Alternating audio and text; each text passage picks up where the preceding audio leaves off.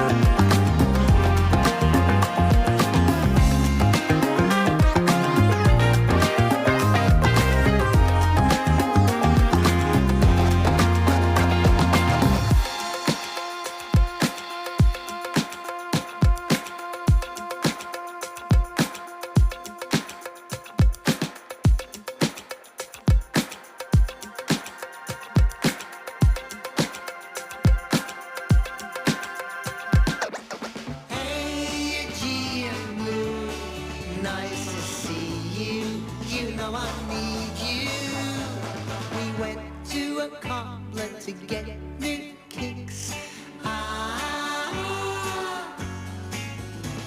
He showed me plenty. I asked him nicely, do you have them in blue? Hey, G of blue, nice to see you. You know I need you to get around, oh yeah, to make a dance. Nice to see you. You know I need you. Just give me one more chance. I picked you up and I put you on. We left the shop feeling bold and bright. I love my Aegean blue. Aegean blue, nice to see you. You know I need you to get around, oh yeah, to make a dance. Nice to see you. You know I need you. Just give me one more chance.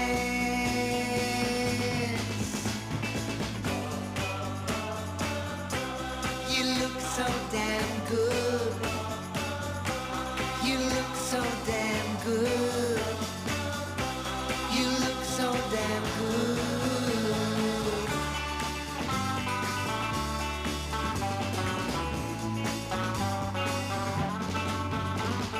Hey, Aegean blue, nice to see you.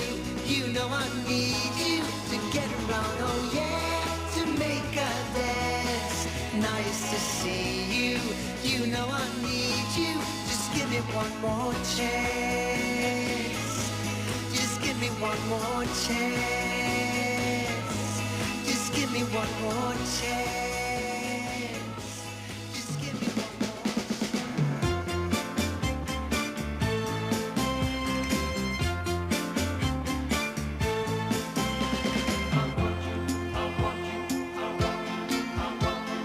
Maybe it wasn't meant to be, just like in a dream. Maybe I'm starting to feel what true love can be. She is out of reach for someone like me. Baby, you keep pushing me, yeah, yeah, yeah. Stop putting things in my head. Baby, baby, baby, stop tempting me. Is it a dream? Only time will tell.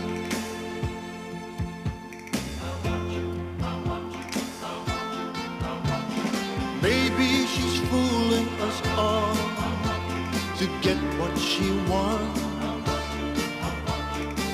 She's just playing games. Maybe that's what I want. She is out of reach for someone like me. Baby, you keep pushing me, yeah, yeah, yeah. Stop putting things in my head. Baby, baby, baby, stop tempting me. Is it a dream? Only time will tell. I saw her take a glance at me. I think I got a chance now.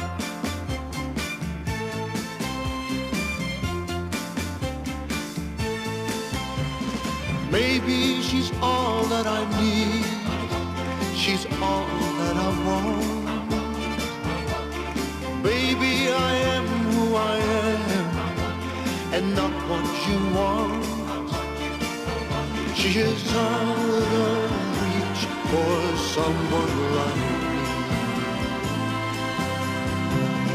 Baby, you keep pushing me, yeah, yeah, yeah. Stop putting things in my head. Baby, baby, baby, stop tempting me. Is it a dream? Oh, baby, you keep pushing me, yeah, yeah, yeah. Stop putting things in my head. Oh, baby, baby, baby, stop tempting me. Is it a dream? Only time will tell.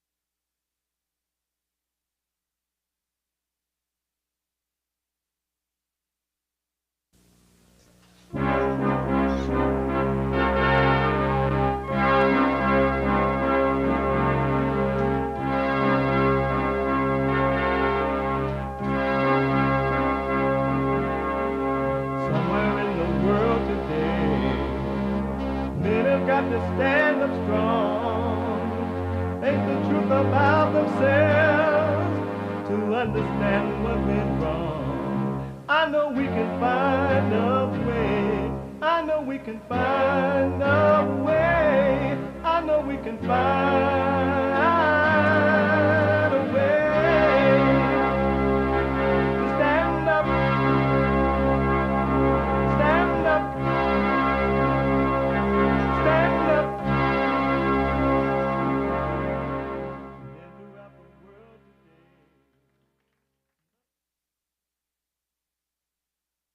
today. Uniting the races with truth.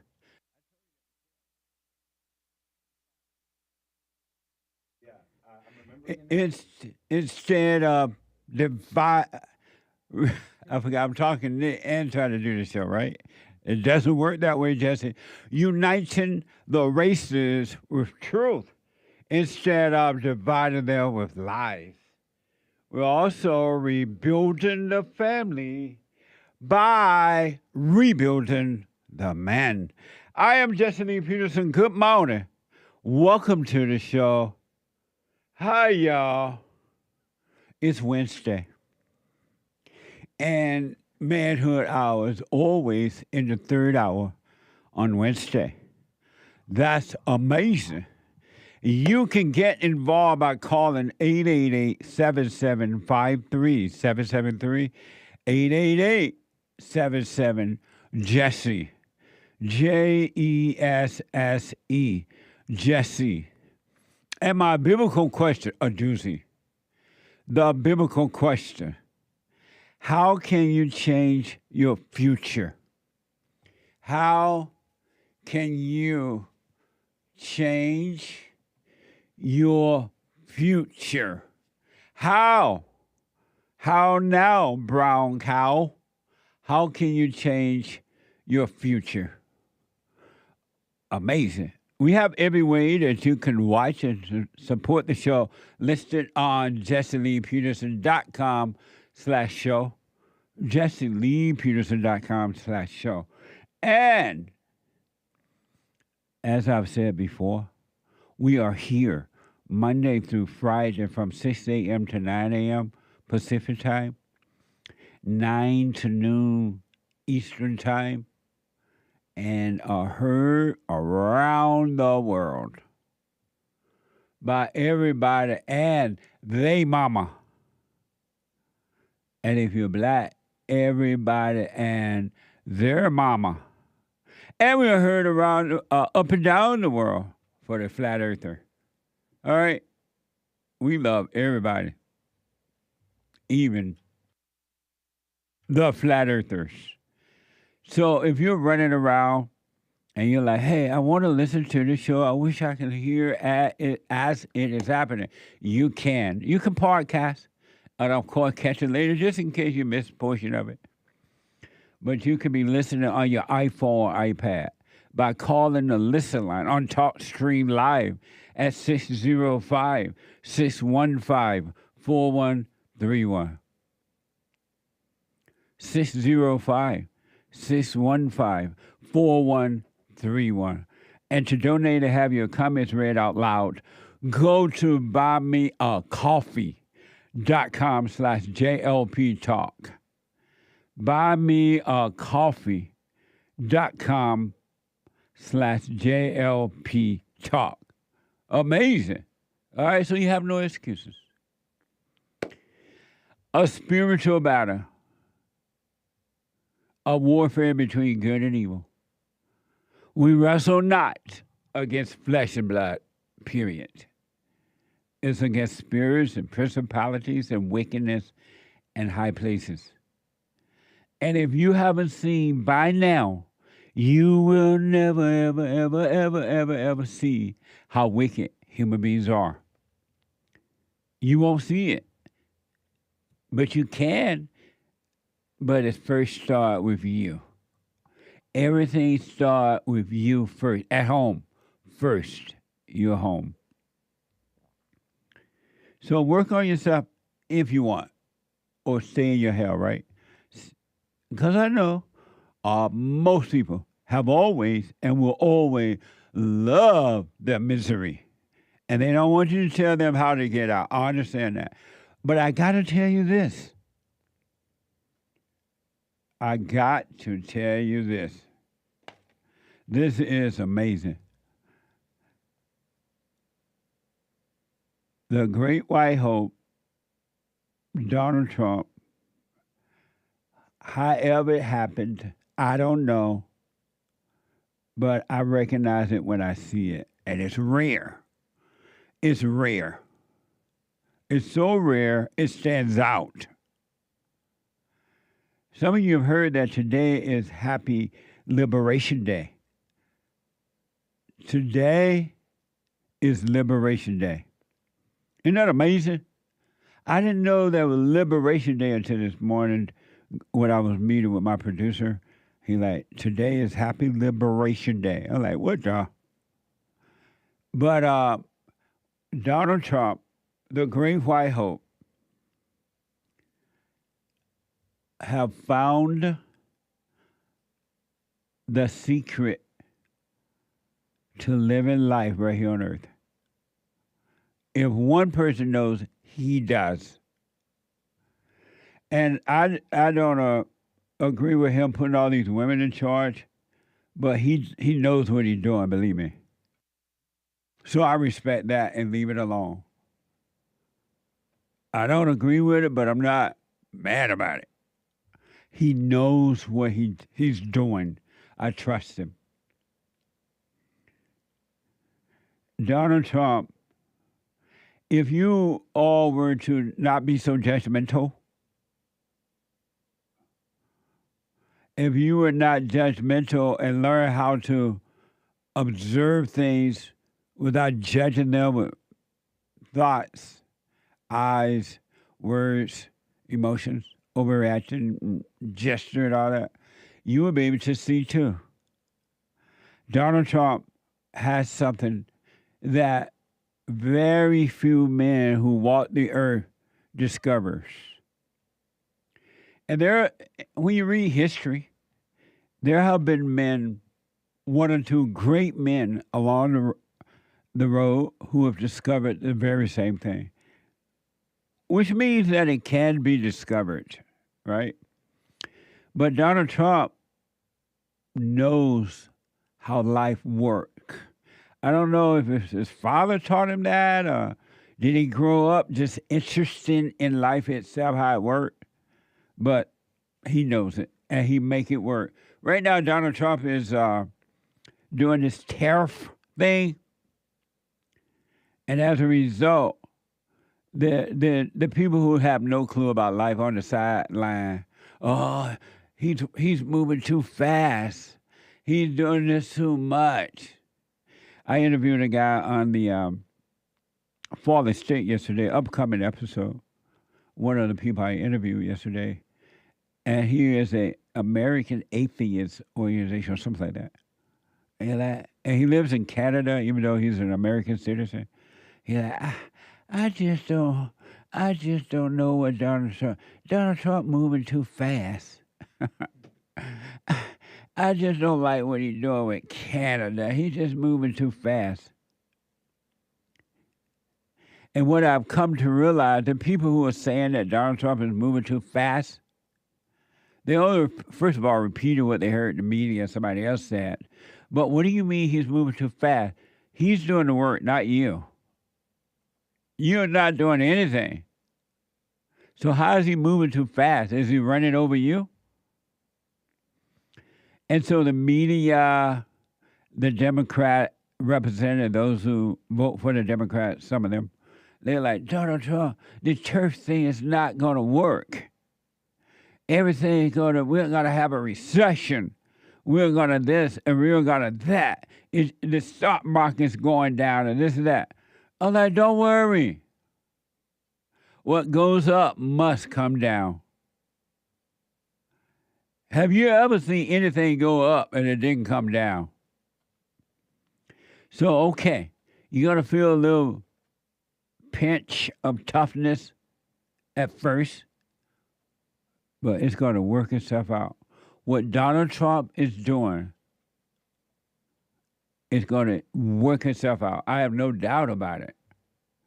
It almost, right now, it feels like it did when I was growing up, number one. And then when I left Alabama at 18 and I went over to Indiana to get me a job so I can come to LA. And jobs were everywhere.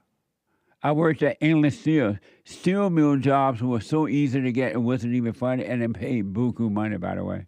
Because I only had to work, I worked 2 weeks to get one paycheck, and then I quit and came here.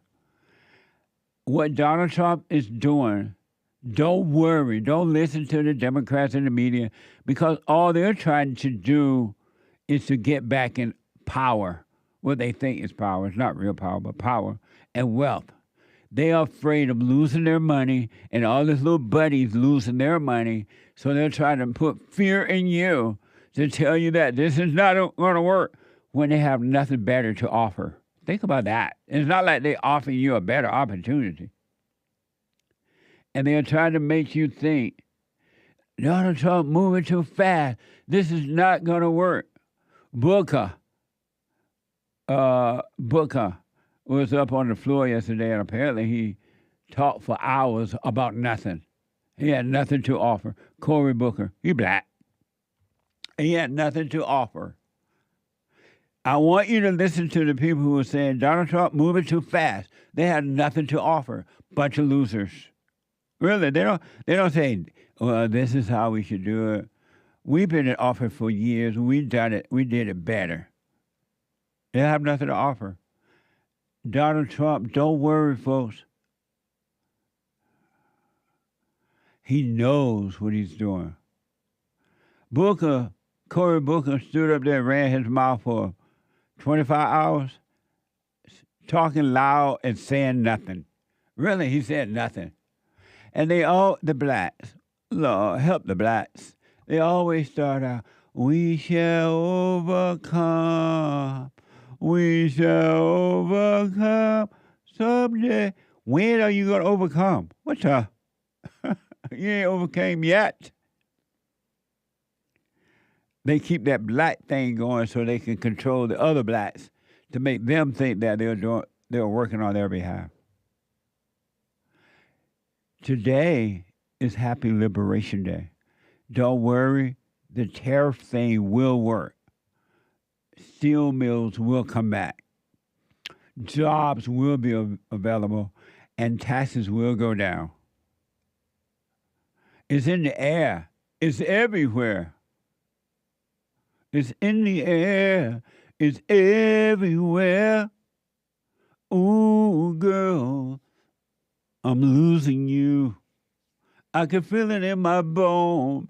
Any day you'll be gone.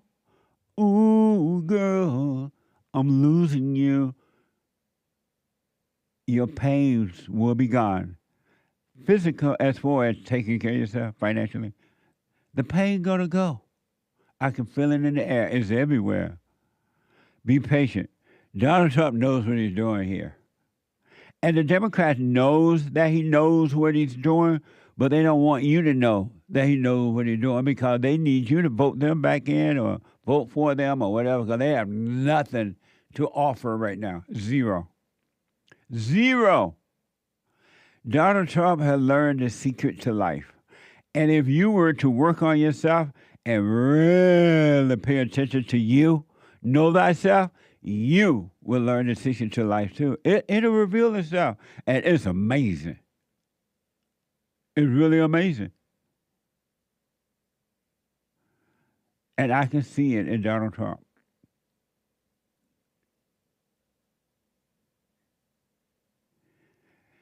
So don't worry. Work on you and overcome worry. Work on you and have a wait-and-see attitude. And don't let these losers tell you, oh, he's moving too fast. The stock's going down. Did you know, I wonder if Hate knows about this, with the hate news, not the fake news, that yesterday in California, sales tax went up. And they went up because the voters voted to have sales tax go up. I guess the last time we voted, I didn't vote for it, but they voted. The dominant voters voted to have sales tax go up. The last time we voted, and it was supposed to start now, and it started yesterday. Sales tax went up in California yesterday, while California is burning. Think about that. Hate said, I did not know that. CNN doesn't tell me real news, but he listens to CNN. I heard it on the local news here, yesterday. I was watching the local news, and they mentioned that yesterday, and they said the voters voted for it because a lot of the vote they went out and they talked to the voters about sales tax jumped, increase. They're like, I didn't know that. Why? And the report like, you voted for it, dummy. You voted. You told the government you want to pay more money in California. Sales tax jumped from 9.5% to 9.75%, according to the LA Times. Think about that, folks. The voters voted for taxes. I bet you they were mostly welfare people, DEI people, especially in California. But sales taxes went up yesterday. And it's not that Gavin Newsom or the government did it, the people voted for it. They put it on the ballot and the people said yes. They're like, do you want more sales tax? Do you want to pay more taxes? Yes. Okay, vote yes. And they did it. And then they cried. But Donald Trump knows what he's doing. Have a wait and see. This man is doing more for you than any government in the last 80 years or so. Really. More than Ronald Reagan. Amazing, huh? So don't let anybody tell you things are going to get worse. You may feel a little things go down or up for a minute, but don't worry. They're going to even themselves out. America will be booming. It will be booming. NPR, President Trump is set to unveil what he has been calling reciprocal tariff. Taxes on imported goods from a broad range of countries. This is from WTHR. President Donald Trump says Wednesday will be Liberation Day. Now Cory Booker could be saying free at last, free at last. Thank God mighty, I'm free at last. A moment when he plans to roll out a set of tariffs that he promised would set the United States, would free the United States from foreign goods. Watch this from WTHR. Because they know I don't play games. On the eve of what he calls Liberation Day, President Trump is getting ready to unveil his new plan for tariffs. Taxes on imported goods on every country. Whatever they charge us, we charge them, but we're being nicer than they were. While the president says he has a plan, the size and scope are a mystery, and the uncertainty could lead to higher prices for most U.S. industries. But a majority of Republican lawmakers are standing with Trump. Amazing, huh? A true leader. A true leader.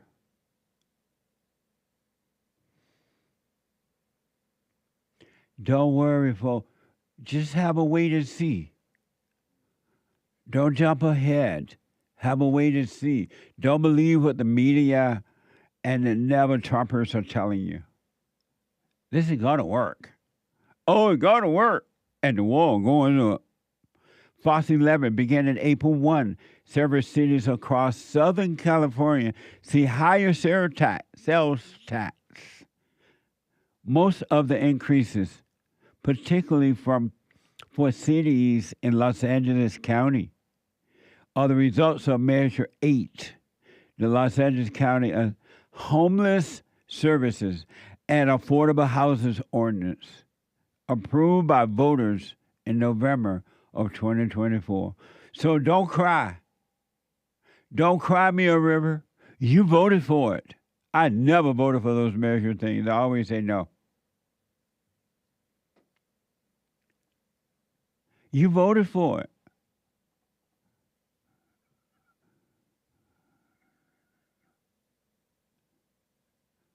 Just think about it. They create a homeless mess in our city. The government created the homeless people in LA, by the way, in California, period. And then they make you pay for it. Can't you see Karen Bass, a loser, smiling right now? How glad she is the city voted to increase taxes. And that I'm going to help the homeless. While your city burns down, I'm going to Africa, by the way. I got to go to a party. y'all deal with that later. So don't complain about the sales tax in LA. You did it. And then the homeless people are so nasty and evil. You should totally ignore them. Really. When you're driving by them, don't even look at them. Because they look at you and they give you Google eyes, and then you pull your wallet out or your purse. Don't look at them. Don't smile or anything. Don't even wave.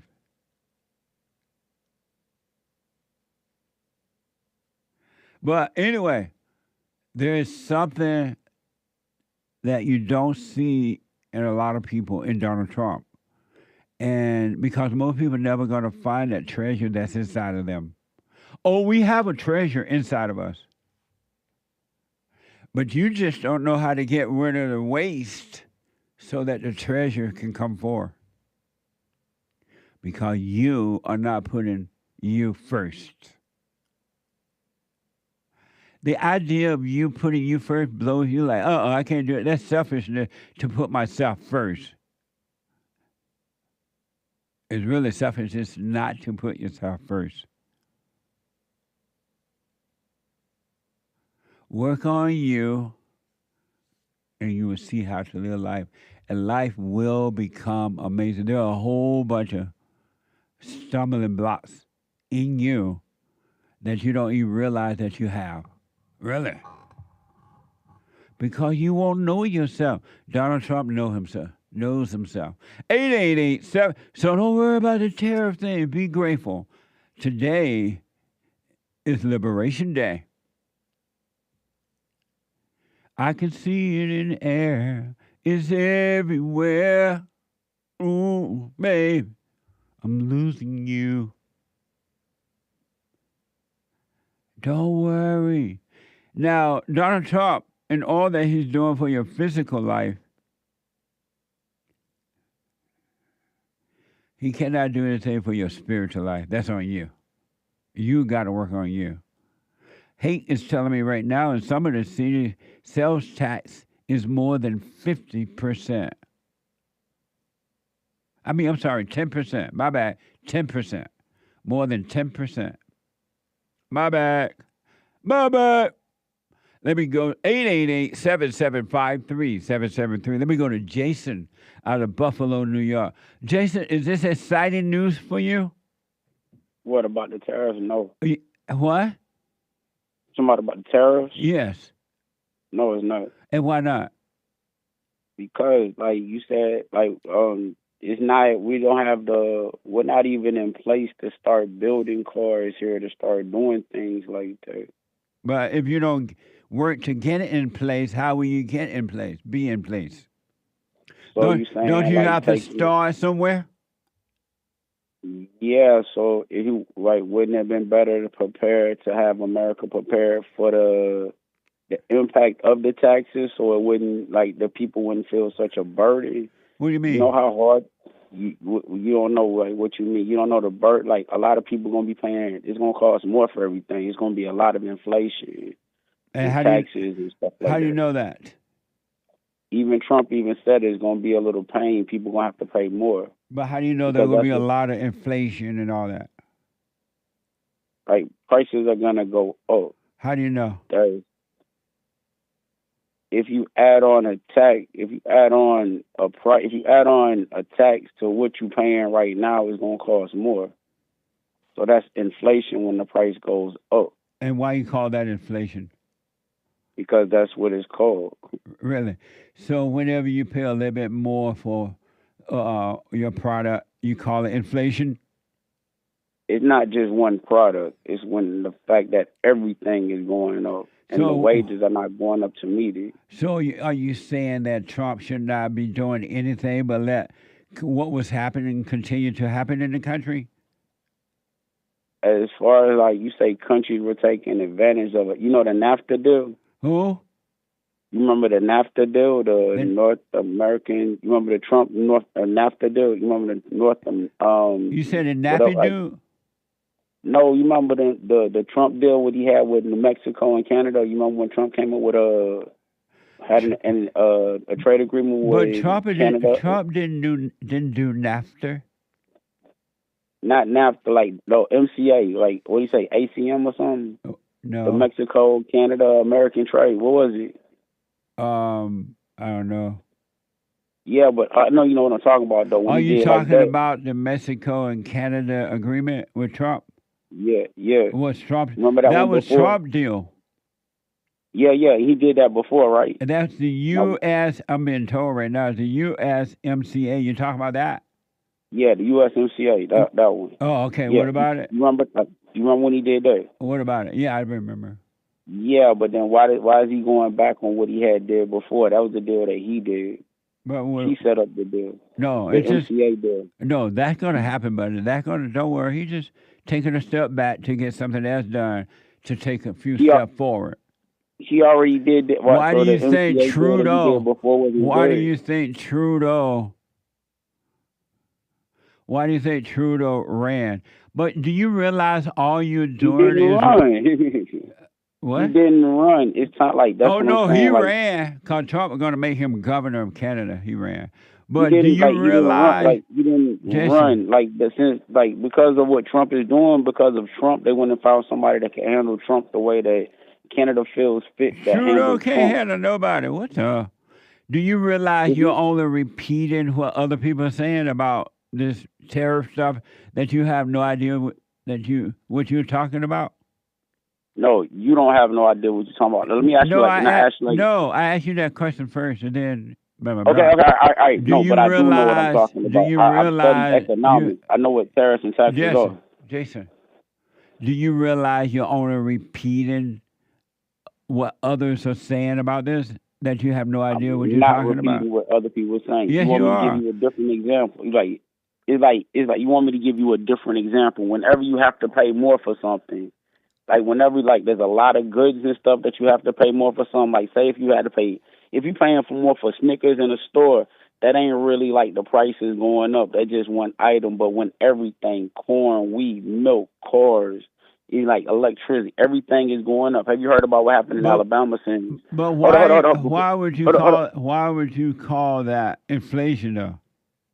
Because that's what it is. That's the definition of inflation. No, it's not. What is the definition of inflation? That ain't it. The definition, what is it then? The borders taken over by illegal aliens. They coming into the country. We have to buy them. We paying for their hotels and their travel and their food and their rent. And then crime going up, and we're paying for that. People home robbery, and we're paying for that. So you saying that's the Democratic Party increasing taxes? We're paying for that.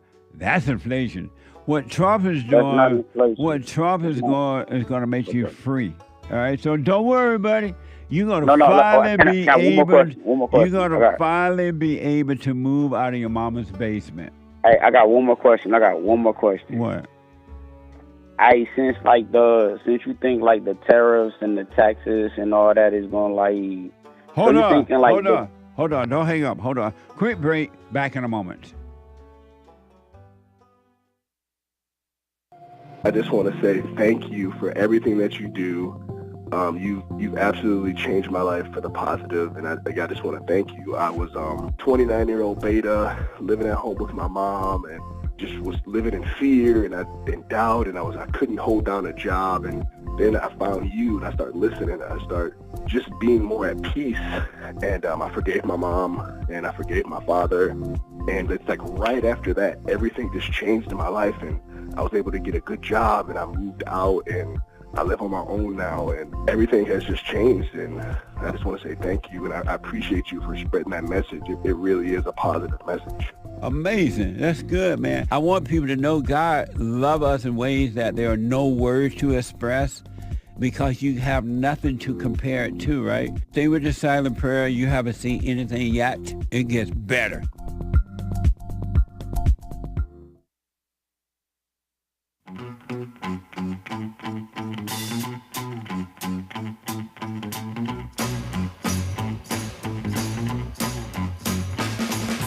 Freak out, she's coming. Freak out, she's picked up extra for you. Freak out, she's hacked.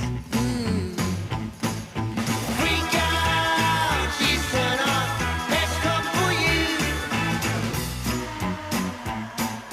She's coming. She don't look too satisfied. What's gonna do about it? What's gonna do about it? She's a badass babe, mirror warmer, silent kitchen, a dolly bird. She don't look too satisfied. What's gonna do about it? Freak out.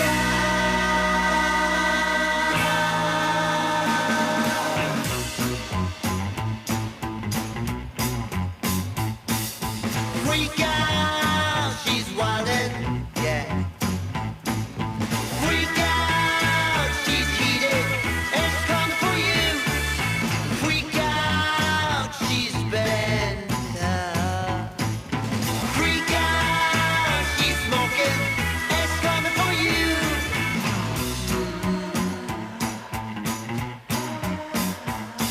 Okay, welcome back. 888-7753-773. 888-77-JESSE. Quick announcement. The Hake Report coming up at 9 a.m. The Hake. And James Hake is on fire. Did you hear him yesterday? Oh, my God. No fear.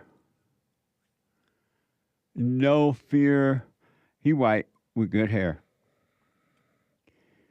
What you gonna do when your hair fall out? I'll get mocked. Your hair is not gonna fall out because by now it would have happened. How do you know? Because it happened before you. It happened between your 20s, like late 20s, 30s, and by 40, it's not gonna happen if it hasn't happened. Okay. Have you ever seen a 40-year-old man turn bald? I haven't really noticed. Yes, yeah, definitely. No, they were already bald when they reached 40. Nope. You're wrong. Who you saw? What man did you see turn bald at 40? I don't want to dox him. Oh. After 40. I mean, after 40. Yep. They were already happening, though. Somebody says Hake is a Norwood 3. No, it had not already happened. Really? Yep. You know that for sure? Mm-hmm. Normally, you start being bald. Some people get bald at 18. Late 30. Some people are bald at Right. 18. Some people are bald later in life. But it doesn't start in your older age. It begins in the early age. Right. And then by the time you're old, it's done. Yeah, exactly. But, so, I rest my case. My case is rested. Nuh-uh. Because the baldness doesn't fully appear until later, possibly. How come the anchor baby people never go bald? Because he's Italian/Spanish. Oh, they don't go bald. And they don't go bald. I don't see many Spanish youth. That's a good point. Mm-hmm. Once in a while, you see a Spanish person bald. Right. Amazing. So the Hake Report is coming up at 9 a.m. from 9 to 11. Then Joy on Friday TV. Fire. At Brimstones. You don't want to miss it. Grace and Mercy. Both. At 11 a.m. And then the American Anchor Baby. At 12 noon on Rumble. he is shaking up Rumble. They're like, what's going on here? A brand new episode of The Fallen State.tv.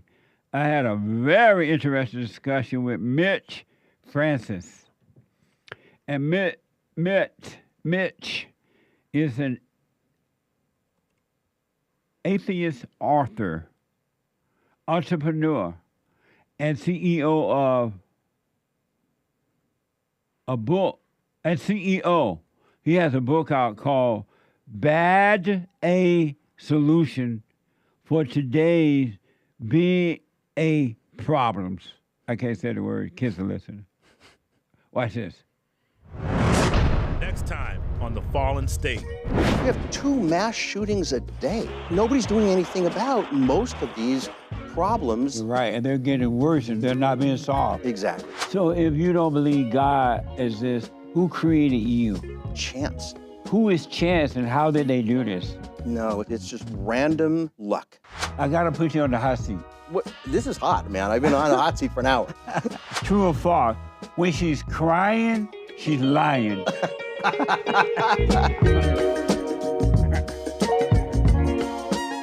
It was amazing. Friday at 11 a.m. Pacific time. If the Lord is willing and the creek all right. And last but not least for now, the men's forum this Thursday. It's the first Thursday of April already. What the? The first Thursday of April. So come on down, men.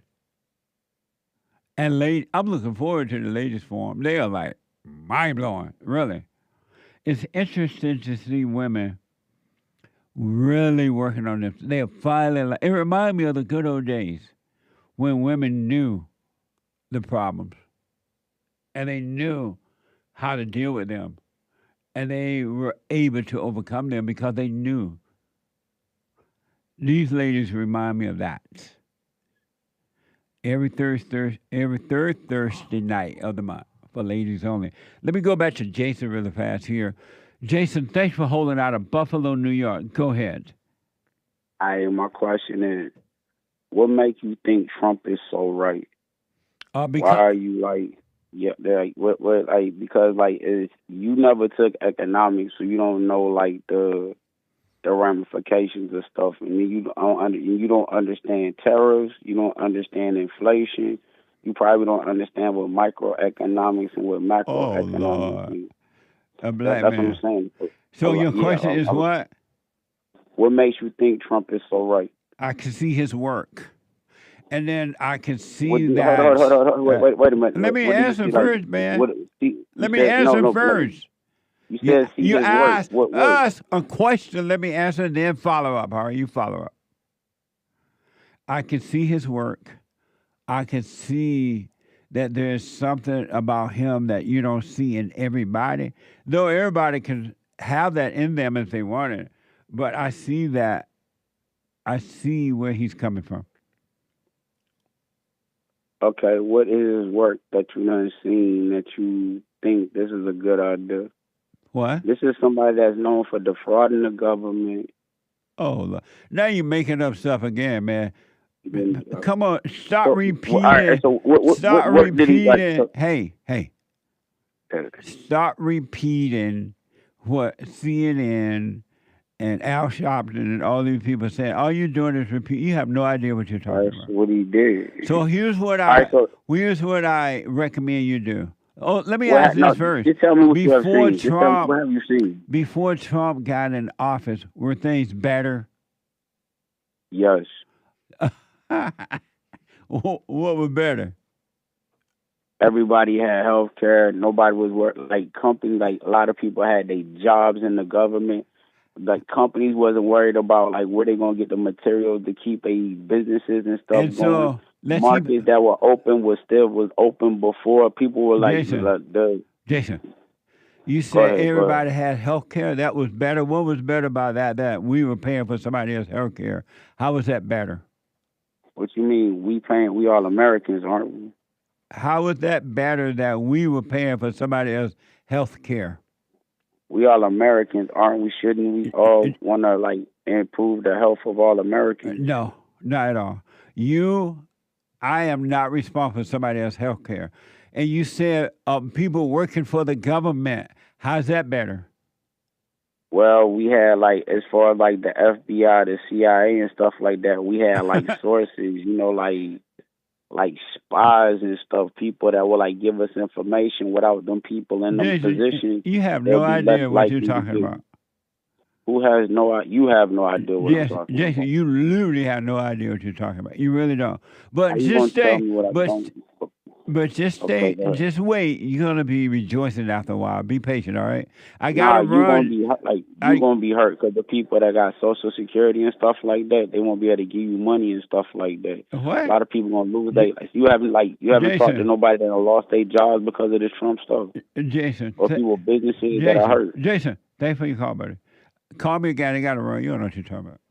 Boy, that's crazy. He think paying for health care is better for America. People working for the government better for America. Jason, Eric is a first-time caller out of Washington.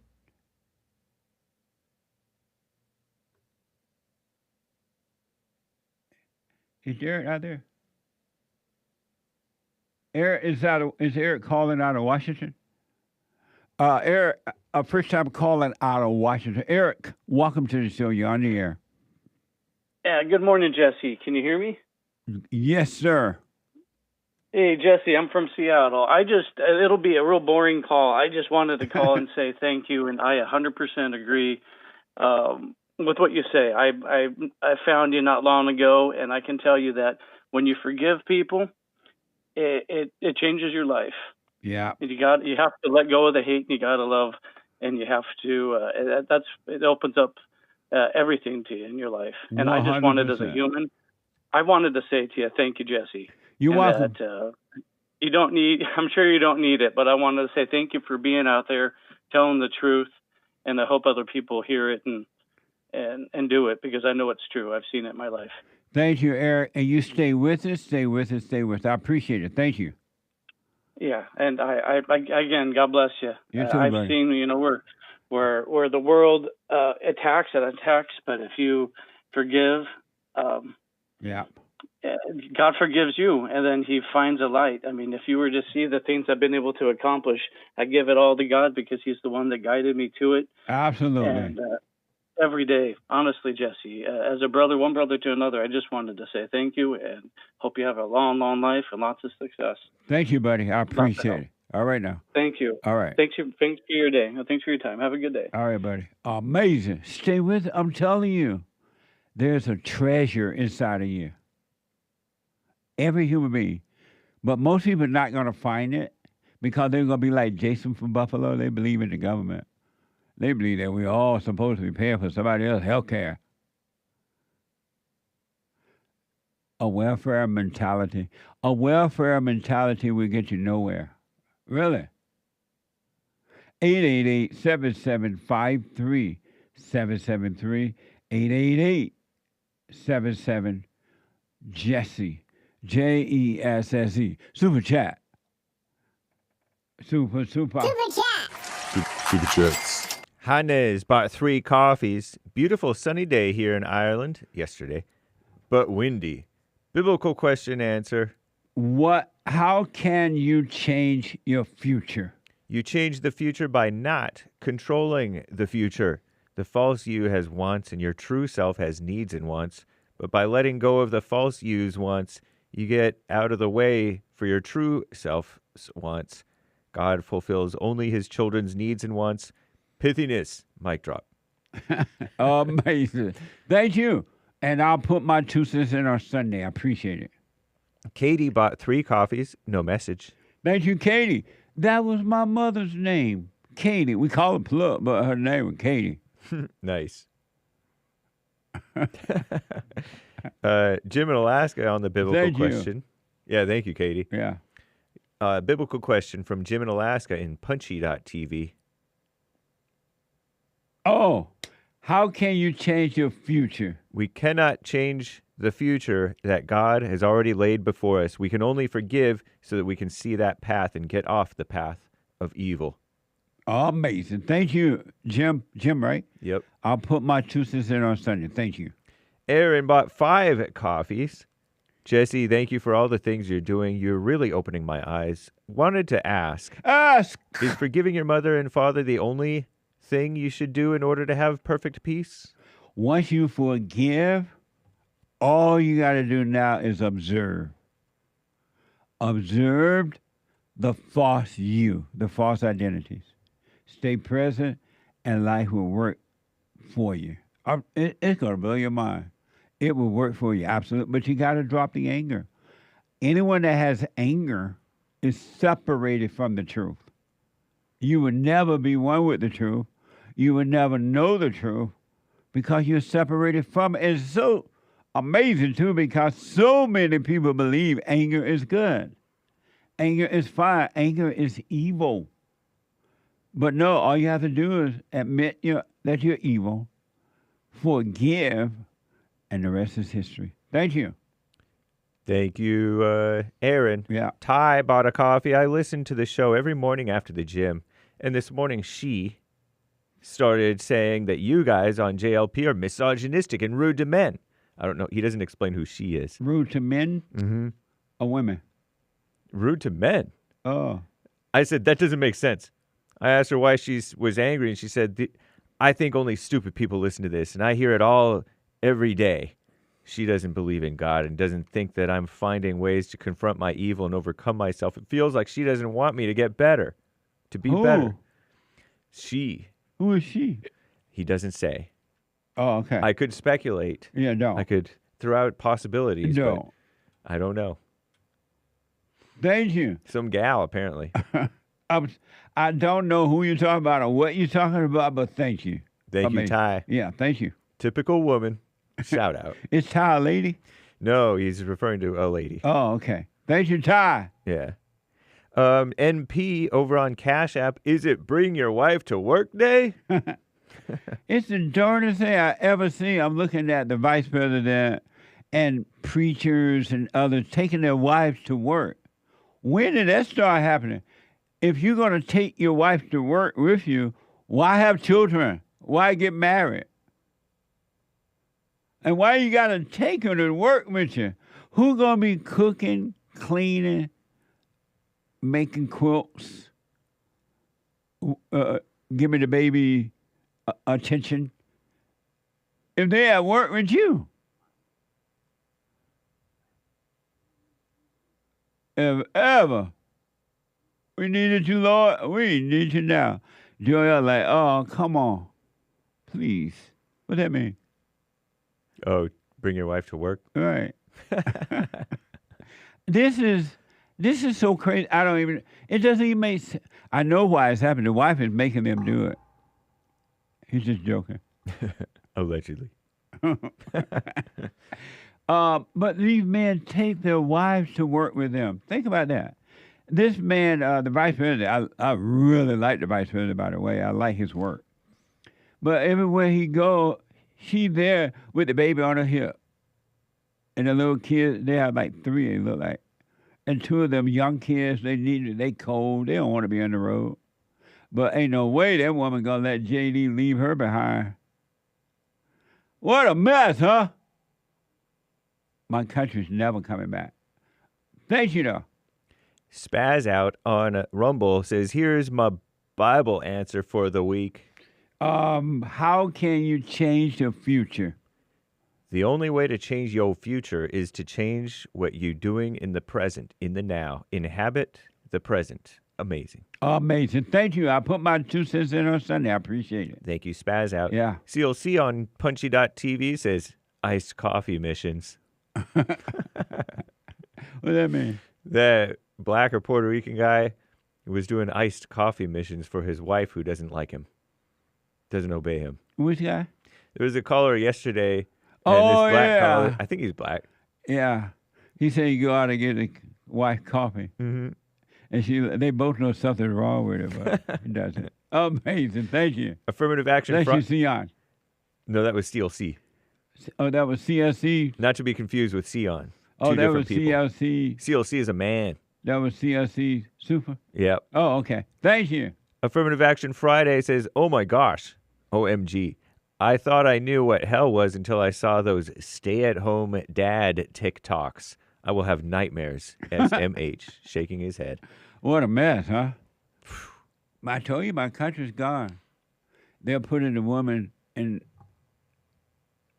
a position that she should not be in, and it's never going to work.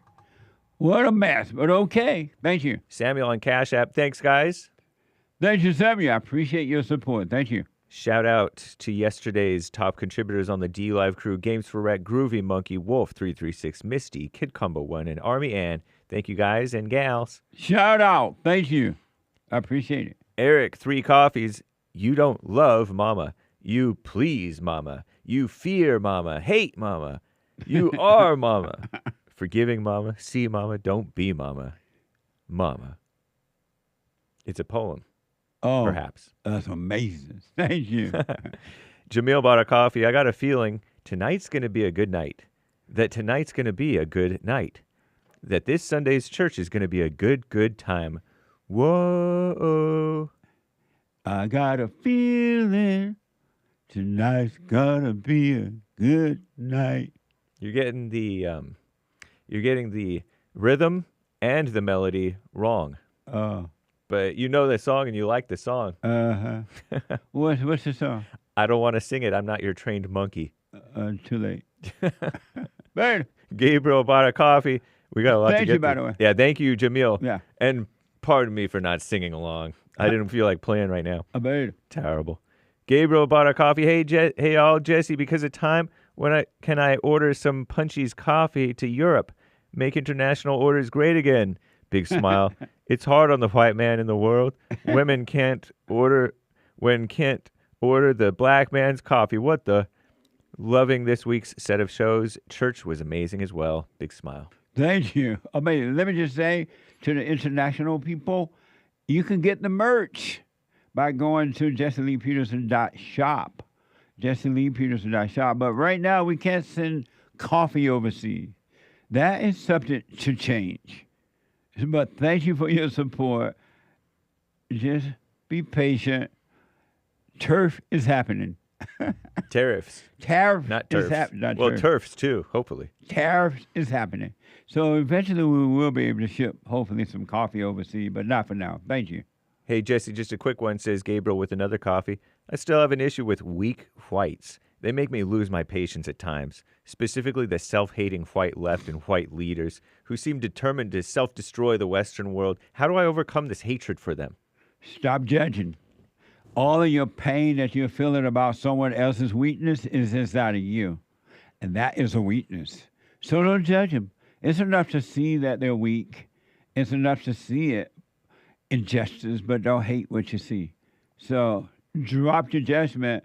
You would drop the hatred. Thank you so much. I got to take a break. We'll read the rest later, guys. Thank you all. I want to go to Adam, our first-time caller, Adam, Michigan. Adam, welcome to the show. You're on the air. It's great to be on. How are you? All is well, Adam.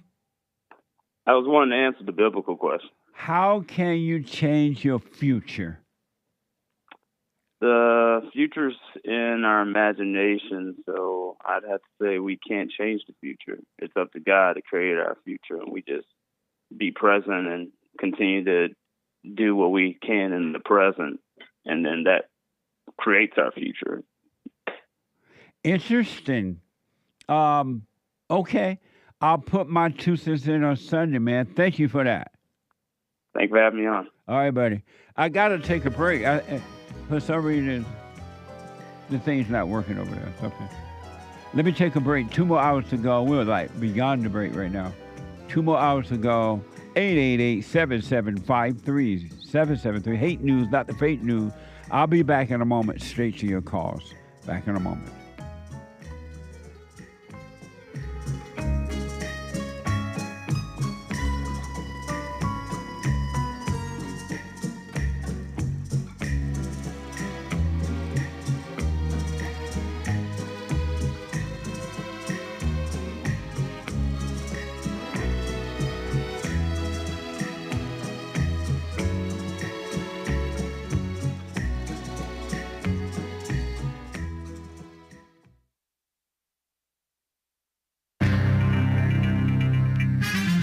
A whole lot of mess going on in the world, including some serious mess.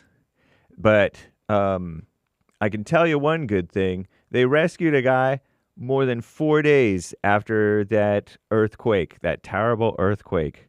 He was rescued. But Val Kilmer has died at the tender age of 65. That actor guy, he was in all kinds of great and not so great movies. Oh my gosh. I can't believe it. Gone too soon, for my taste anyway. And a liberal female so-called judge allegedly won in that Wisconsin so-called Supreme Court race. Terrible. This is the end of hour one of the JLP Peterson Show. It is Wednesday, April 2nd, AD 2025. There is one line open. You can call in at 888-775-3773. 1-888-77-JESSE. Call in right now during Hake News, Not Fake News. And JLP will be right back to your calls. We'll also get to the rest of the super chats and more great stories. More than 100 hours, according to Commie Nonsense Network, CNN, after a powerful 7.7 magnitude earthquake hit Myanmar. Search teams rescued a survivor from the rubble in Naypyidaw. That's the capital. I'm probably butchering the name. As the tired and disheveled man was extricated from the broken slabs of concrete, he and the rescuers received a round of applause. Wow. I mean, wow. Good for him. What's not good, meanwhile, here in America, I don't think it's good. So this so-called judge, a female, liberal, progressive, communist, Susan Crawford, will defeat Brad Schimel. That's the impression I get, is she's just liberal, off the deep end. Brad Schimel lost to Susan Crawford. These are two judges running for the Wisconsin State Supreme Court. And CNN projects that she's going to win. Her so-called victory, really it's a loss for all of us, including her, will maintain a 4-3 far-left extremist liberal majority in Wisconsin. Whew. That's like way up north near Canada, near the Great Lakes, I think. Terrible. Schimel had the backing, this man, Brad, had the backing of tech billionaire turned White House advisor Elon Musk, who poured millions into the race, all for naught, apparently. All for naught, at least as far as we can tell. Excuse me. Donald Trump supported him, this man too, and he lost. Wow. With those outside forces involved, it became the most expensive judicial contest in U.S. history. Although with inflation, the inflation is out of control. Wisconsinites stood up and said loudly that justice does not have a price because they don't even care about it. They just throw it away to some liberal woman. Our courts are not for sale. So said this Susan Crawford woman in her acceptance speech on Tuesday night. Meanwhile, in Florida, voters selected Republicans.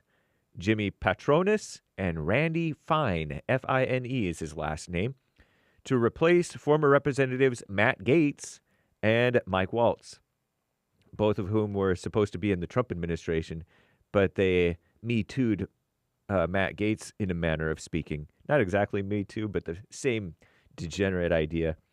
With those wins, the GOP will have a bit more breathing room in the House of Representatives, where they hold a narrow majority. So, a whole bunch of rhinos are in the House. Let's hope for the best from Jimmy Patronis and Randy Fine, and pray for Wisconsin. The degenerate voters apparently selected a liberal so-called judge. Liberation Day is today. I'll tell you about it, as you heard earlier this hour, but I'll tell you about it next hour. I'm James Hake. Now back to JLP.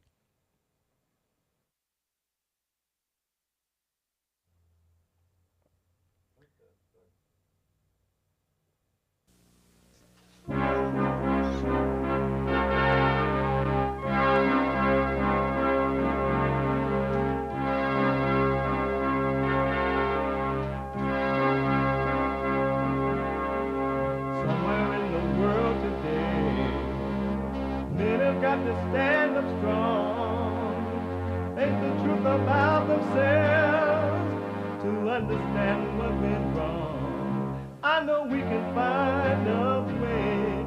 I know we can find a way. I know we can find a way to stand up, stand up, stand up.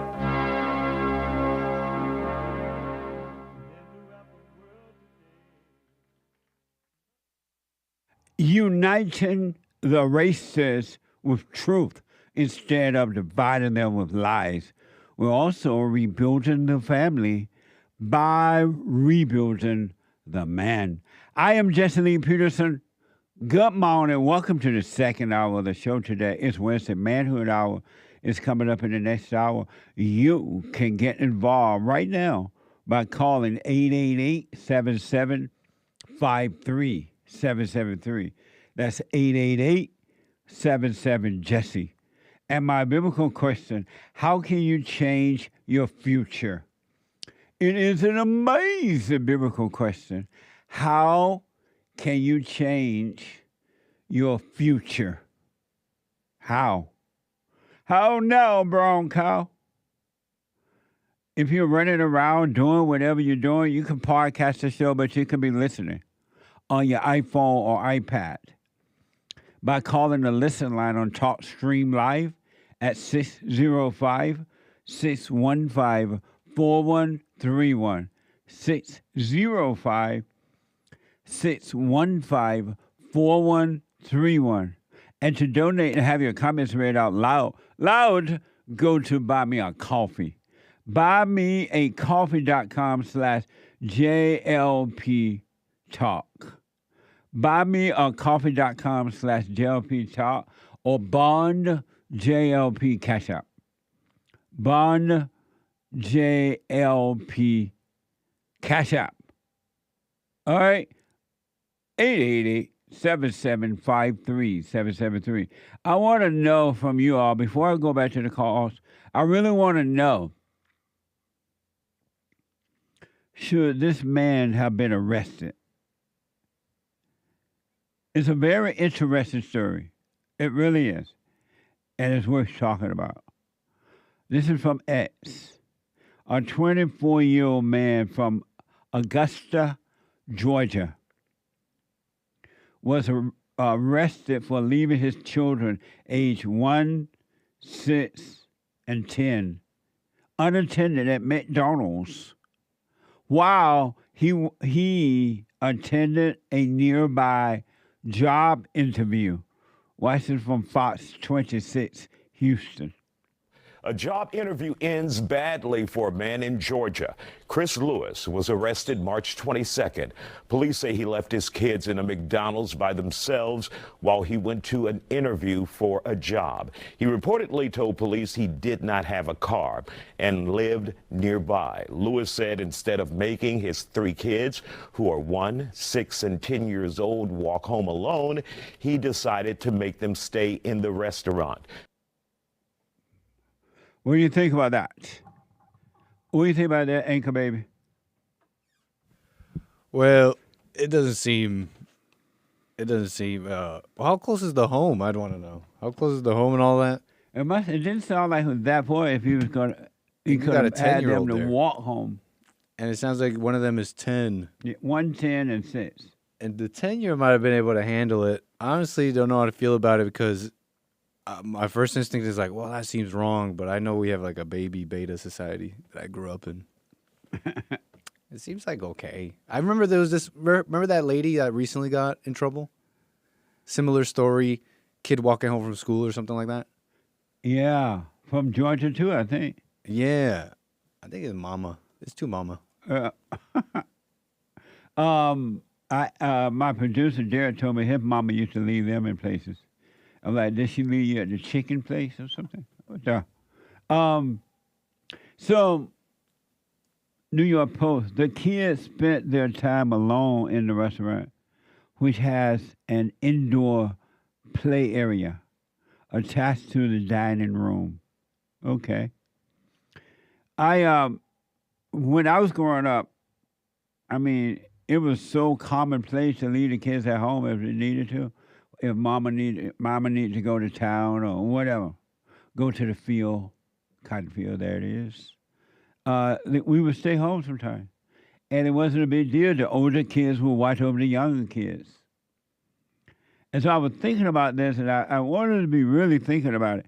The one thing that's happening now that were not happening then, that you didn't have illegal aliens in town, in the country, and you didn't have people kidnapping people, selling them, and all that kind of mess. It wasn't in my country. It wasn't as crime rich as it is now. So I don't know if I would leave a 10-year-old, 6-year-old, or 1-year-old anywhere now. It's like taking them to a public school and leaving them there all day. Would you take that risk, So I'm just not sure, to be honest. Even though I agree with Derek, my producer, a 10-year-old is old enough to watch, his siblings. That's true, his or her siblings. But I just don't know. What do y'all think? I really want to know. What do you think that was okay or not? And I want to know, should these mothers be arrested? What a mess. This is hell on earth coming through human beings. Did you know that hell comes through human beings?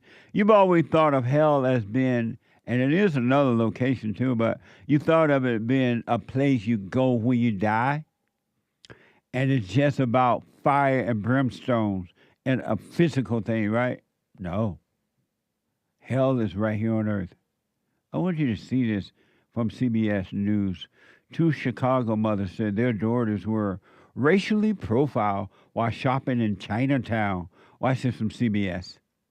Racially profiled at the ages of 9 and 10. That's what 2 Chicago mothers say happened to their daughters while shopping in Chinatown. Our Suzanne Lemagneau has been listening to their story and the lessons learned from the scary moments these 2 young girls say they endured. For 10-year-old Malin Hall and 9-year-old Addison Willay, a trip to Chinatown is a monthly, fun-filled experience. My dad, my mom, my grandma, everybody has bought something from that store. My dad even bought a hat and a bowl from there. But a recent visit to that store, AJ Housewares and Gifts on January 2nd, left the girls feeling anything but joy. They started following us around the store. Then an employee accused Malin of shoplifting a keychain. I had picked up one that I really liked, but then I put it back because I didn't really want it anymore. And I had just put it on a random shelf because I didn't know where to put it. She was like, empty your pockets out, empty your pockets out. And then I showed her multiple times because I had wore one of my mini bags that day. So I showed her inside my purse, I showed her inside my pockets.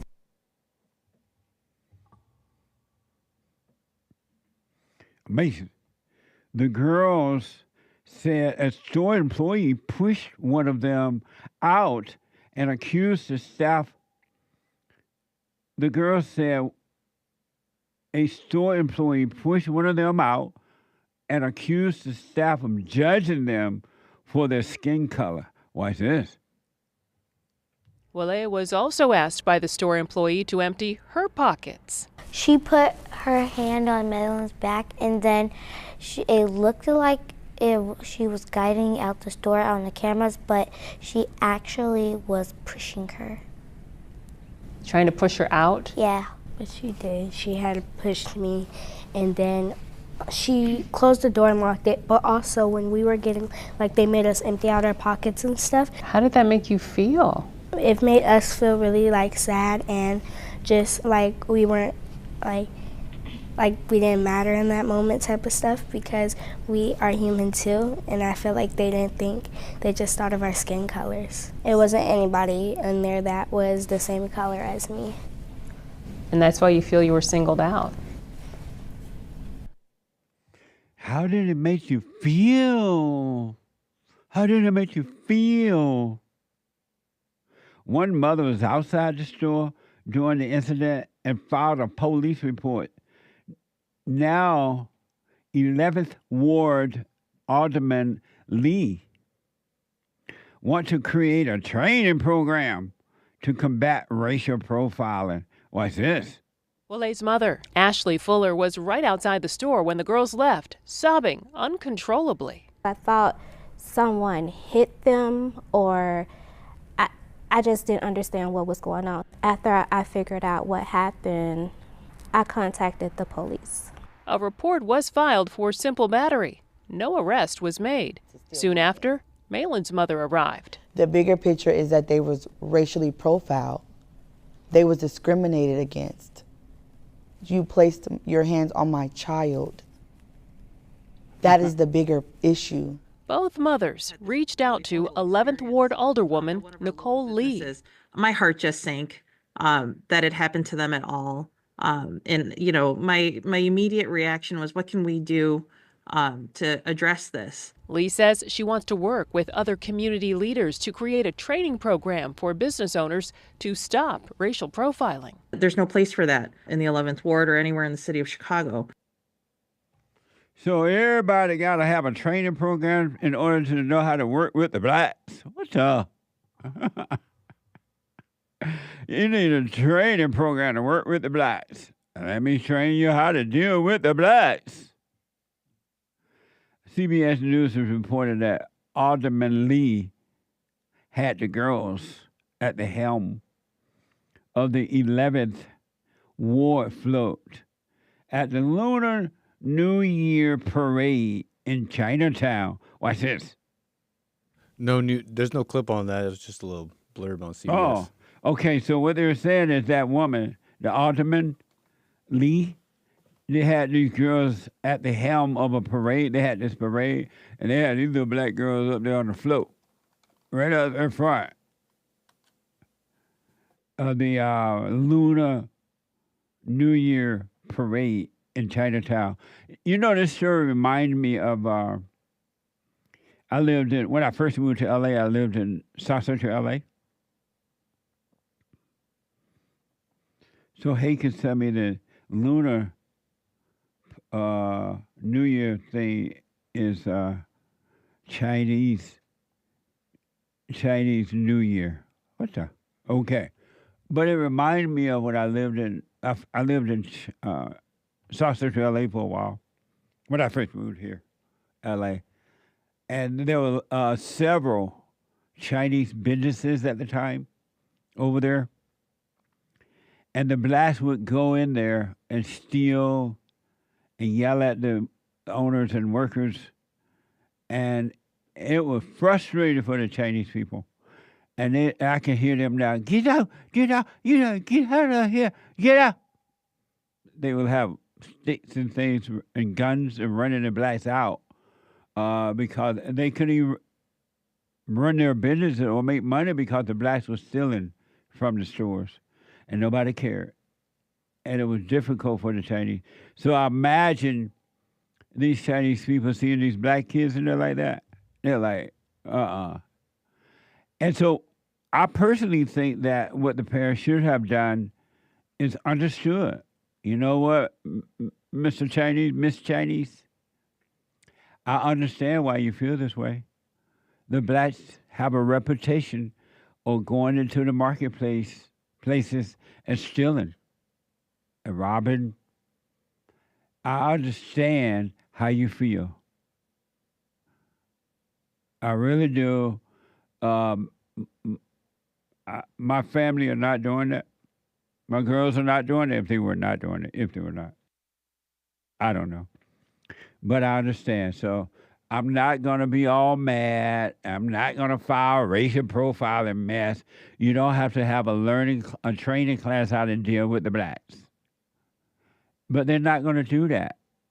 You get more attention. You get lawsuits when you cry racism. Black people know how those Chinese people feel about that. They know that blacks go into these stores and steal. And not all, but most. They know it. It's like Jesse Jackson said once when he walking down the road and he hear footsteps behind him, and he look around and he feel something like, I don't remember exact quote. He feel better knowing that it's white people, and if it's not, he go on the other side of the street, something like that.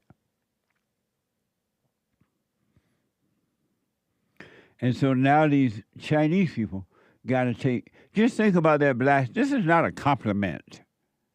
Chinese people going to take a training class as to how to deal with you.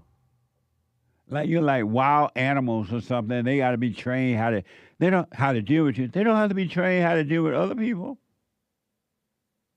That should be an insult, and it should be a loud message. You know what, black? You got to get it together. You got to act like human beings. You shouldn't have to have a training class or program. People should not have to have a training class or program to learn how to deal with you. I'm just saying, what do y'all think? I could be wrong. But that sounds pretty crazy to me.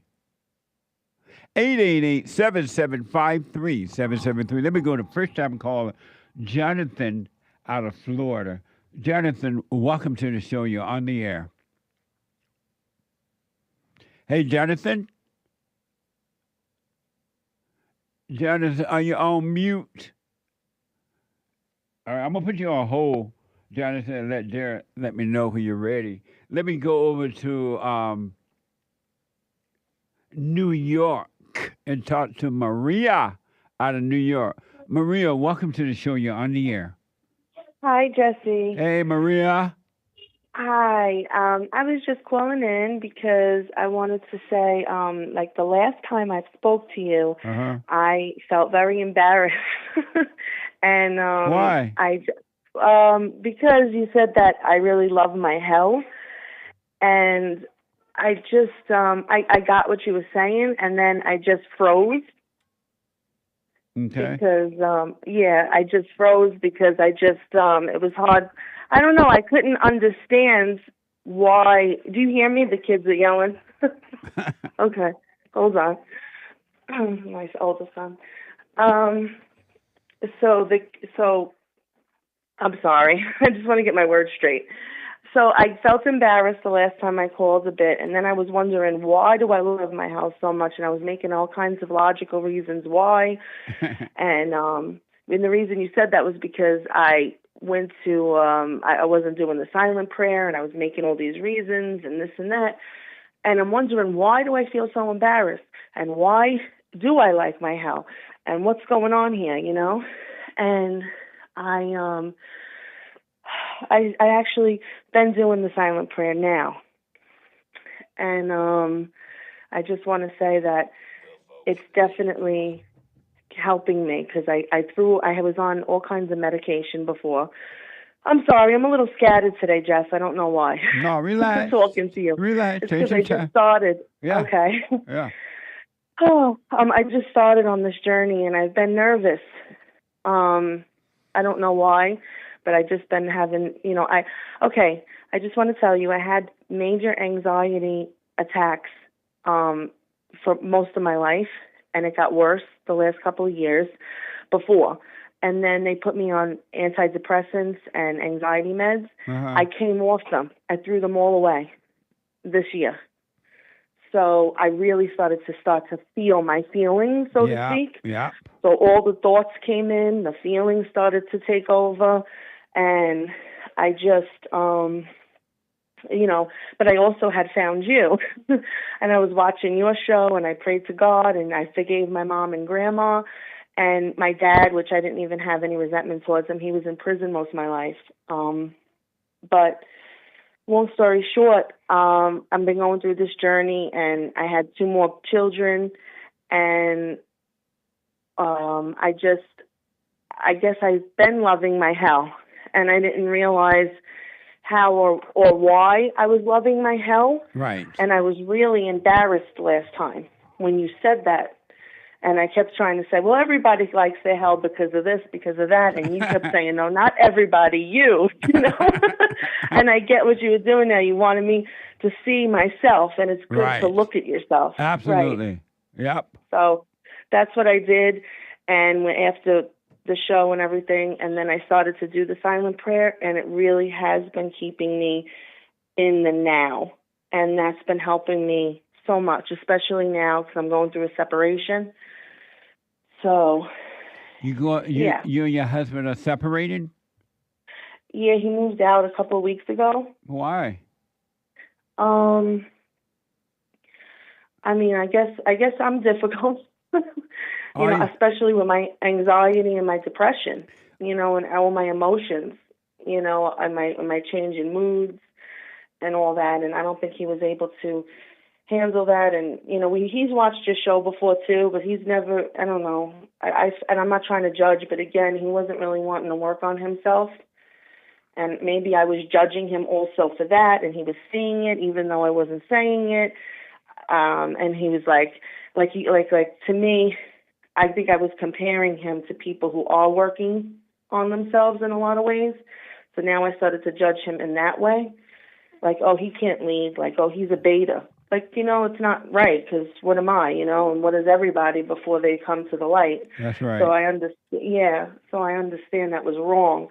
But it's just something that kept coming to me, like it was making me, and all the thoughts and the feelings. Again, I wasn't doing the silent prayer either, so I was all the thoughts and feelings like, oh, I'm less attracted to him now, and look at how he's acting, But I was trying to do what you said too. At the same time, I was trying to obey him and be a good wife, but I think it was still there though, that underlining anger.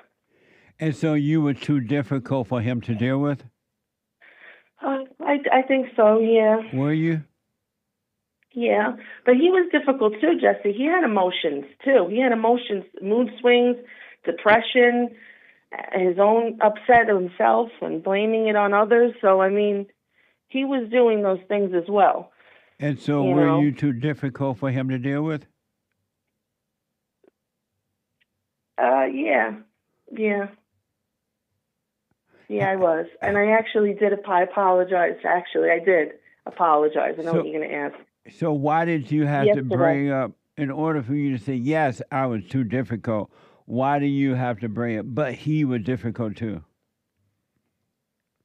Because sometimes I feel like it's not fair to say that it's just only me. How is that not fair? It is only you. Only you are responsible for the hell that's inside of you. You already had that in you before he met you. So he is not responsible for your hell. It is only you. And by pointing out the fact that he has his hell, it's not helping your situation at all. It's giving you an excuse unconsciously to live in your hell. Yeah, that's true. But what about you don't think, what about him? He doesn't, his hell. Why do you even think about him at all? Why not just work on your hell? You are 100% responsible for your hell and overcoming your hell. Why do you need to even think about his hell at all? And how will you get better if you put your eyes on him? Well, when I start to work on myself, I noticed, and look at myself and stuff and try to grow, all of a sudden I start to see all the things that are wrong with him. No, but you're judging what you see. You don't see that yet because you're not even clear as to what's wrong with you yet and how to overcome it. You, me, and no one has the right to look at anyone else and point out their hell and say, well, you're like that too. You have to just keep your eyes on you. That's not going to help you to look outside. And what happens when those feelings come where, like, oh, I'm less attracted to him because he's being so like me? Let those feelings go and stop judging him. Okay, and then I'm still supposed to, if this works out, because he wants to take me out still, he wants to see what can come of this, because we have children together, a 14-year-old son, a 3-year-old boy, and a 1-year-old girl. And so you got to stop judging him. You're not in a position to judge him at all. Right. And sometimes I feel like I am, I guess, because I think that I'm seeing myself. So, right. So that's another ego thing. And it's evil. Okay. It's not only ego, it's evil. And when he acts a certain way like that, It has I nothing to don't do judge. with you. Okay, and I'm still supposed to obey him? Yes. But what if he's wrong? But how do you know he's wrong when you're wrong? And what does that have to do with you being right? Your order given to you by God is to obey your husband. And he didn't say obey your husband if he's right or wrong. You, as a woman, I hate using that word as a woman, it's also liberal. You have your responsibility is to overcome you. You are 100% responsible to overcome your own hell. Your husband is not responsible for doing that. And so whatever he's doing is on him, but you need to watch yourself. Okay. You're supposed to obey him, not based on, and women, I hear a lot of females say, I obey him as long as he's doing the right thing. How do you know what right is if you're screwed up? That's true, but I'm working on that. What if I'm working on myself and he's not? But it's not even your business at all. You just keep your eye on yourself. You work on you, and you're going to be fine no matter what he does or not. Okay. But can I ask you a question? Yeah. I mean, you said that women are supposed to obey men, except obviously, like you said, in abusive situations. If it's a dangerous situation and she's got to leave, things like that. I know you said, but what if he's like making like really bad decisions? I don't understand that question. Really bad decisions, like I don't know, like financially and stuff, like making us completely broke. Not like because he has an addiction or anything, but because he makes impulsive decisions and then he regrets it later. And I knew before he knew that was going to happen. Here's I'm what, not trying to, Maria. Yeah. Here, if you want to be free, you Yeah. got to take your eyes off your husband. Okay. And stop trying to control what he does. Let him make his mistakes. Let him go through what he got to go. When I say let him stay out of his life like that, he got to go through what he got to go through, and you just work on you, and you'll be fine. Okay. And that's even if this even happens between us again. So right now it's just today, and today he's out of the house, and I'm working on me. So thank you for everything, Jesse. Thank you for pointing the people in this direction, because it's with the silent prayer really helps, and the forgiveness, unbelievable, helped me with understanding people more. You know. And with so, understanding them. is he coming back? Because the children need him. I'm not going to keep them. I never would. He did 8 years in prison. We've been together 20 years. I was 18 years old when we were together, and his son was little when he was in jail. We actually had him out of wedlock before we got married, and I kept his son in his life. I brought him to the prison to see him, and then he came home. And when he came home 5 years ago, we had 2 more babies together. Is he coming back? I don't know. Oh, okay. Yeah. Well, you I don't apologize. know. Right now, I mean, he's talking to his kids, though. I mean, he is, and he's communicating with me. He says he wants to take things one day at a time. Yeah. He said it himself. He can't deal with it.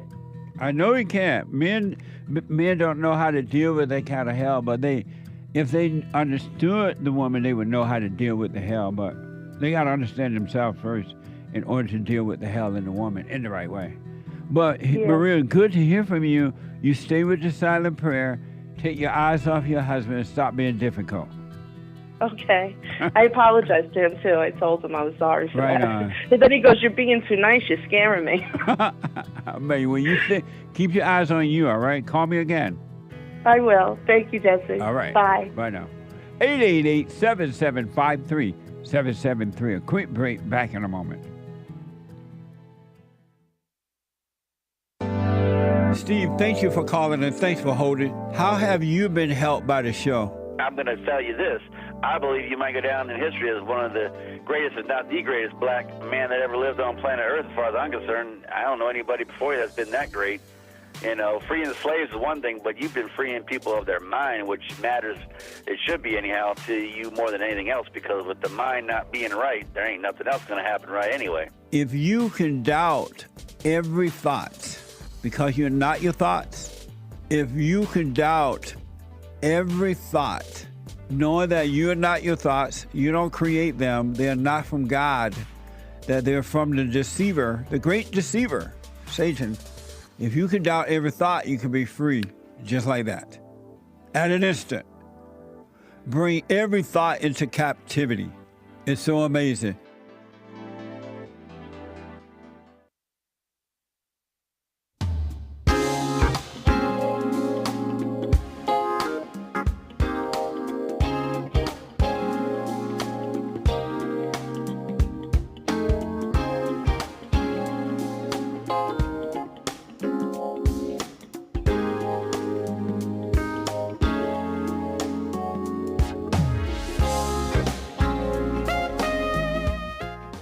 Okay, welcome back. 888-7753-773. 888-77 Jesse. Couple announcement. Number one, it's April.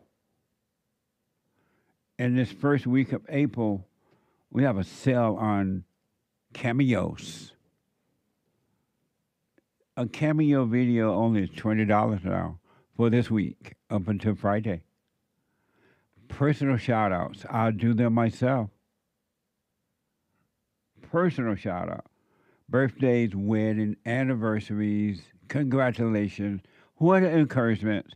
Go to Cameo, CAMEO.com/Jesse Lee Peterson. Hurry, hurry, hurry, because there's a deal on right now. CAMEO.com/Jesse Lee Peterson.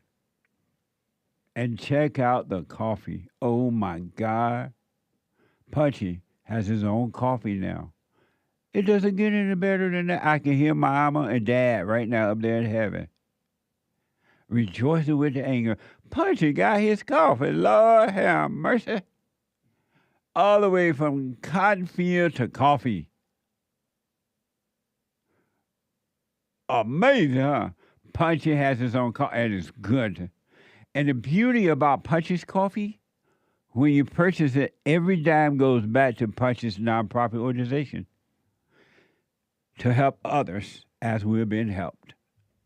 So you will be having a good flavor and a good feeling from helping others. All right? So go to JesseLeePeterson.com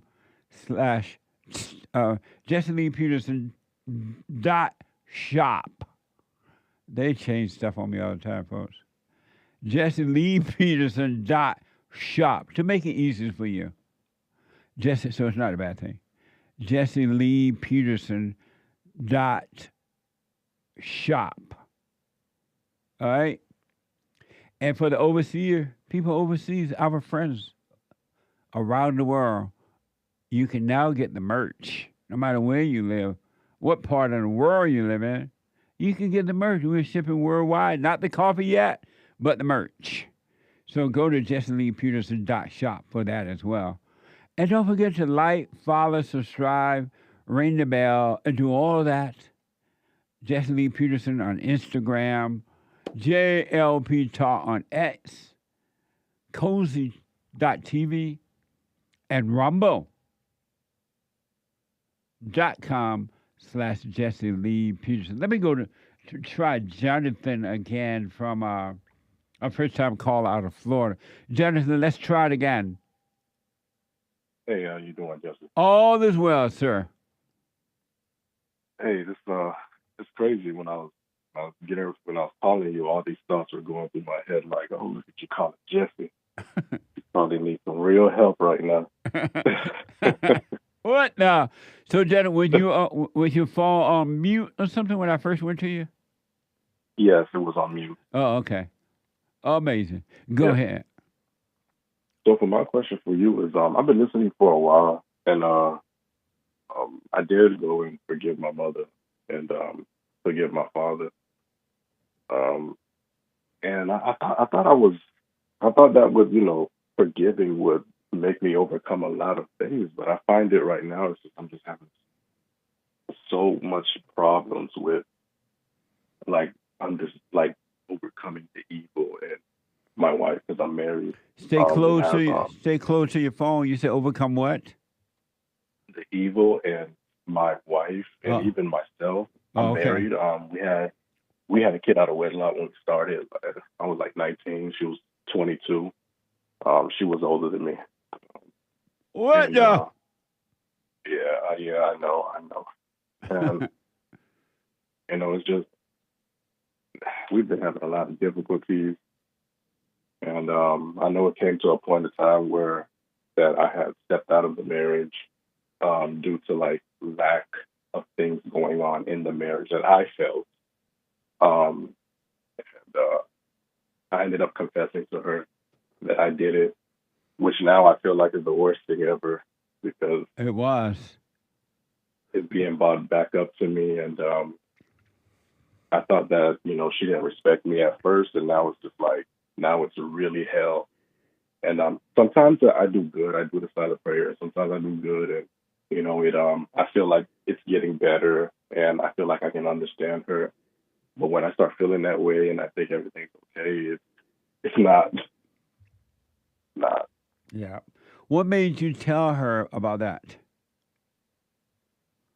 Well, every time we got into an argument, I would guilt myself into thinking that, oh, it's because, you did this to her and God is punishing you. And if you don't confess it to her, then you're going to die and go to hell. And you might as well confess it to her so you can at least be free of that. And Amazing. So the thoughts told you to do it, the devil told you to do it, and then you went and did it, and it backfired on you, and the devil laughed at you. Yeah. Well, man, Yeah, that's how pretty old, much what happened. how old are you now, Jonathan? I'm 35. Oh, wow. Okay. So your question for me is what? Even though I asked I forgave my parents, just how do I overcome the thoughts? They go all in my head. We got into I don't know if you have time, but we actually got into an argument this morning because she has a friend that my wife has a friend that I don't really care for this friend, and I can see that this friend of hers is interested. So I try to tell her to lay off and don't talk to this person. And Are you on I a noticed that speakerphone or something? no, I'm on my headphones. Oh, no. Take them off. Okay. Yeah, no I'm off headset. of them. Okay. Go ahead. Yeah, so I noticed that whatever I ask her to do, she does the complete opposite. So if I don't like something, that's what she will do. And if I do like something, then that's what she'll take away from me. Yeah. And I try to, tell her, hey, I don't like this relationship that you guys are having, even though I know you won't do anything, but I don't want you to be put in a position where someone disrespects you and, you're looking crazy. And I thought she would understand, but she didn't. She's telling me, she has the right to do whatever she wants, and she's not stupid. If anything's gonna happen, if anything were to happen, she would know how to resolve the situation, and she just doesn't want to end the relationship because of how I'm feeling. And I'm just like, is this respect? I don't know if I'm going crazy. Jesse, sometimes I feel like I'm the one going crazy, and like I just don't know. So I said, you know what? Let me just give Jesse a call. I've always wanted to call you, but I always, I don't know. Even Jonathan is not even my name. It's BEETHOVA. But when I called in, I was like, don't tell him your name because then people are going to know you called in the show. Your name is BEETHOVA? Yes. Roll over BEETHOVA. You remember this song? You heard that song before? Hey, roll BEETHOVA. Yes, I have. Wow. Beethoven. Yeah, Beethoven. What the? So your question for me is what?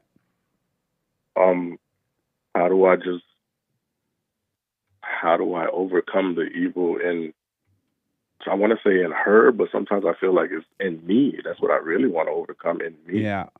Well, the evil is in her, and she was like that when you met her, and the evil is in you too. All of your struggles are coming from you, inside of you, and it is evil inside of you. So what I recommend is you take your eyes off her. Period. Let me ask first: why are you even putting up with her? Why are you staying with her and going through any of this? Now that you know she's older than you, she's not going to obey you. Why are you staying with her?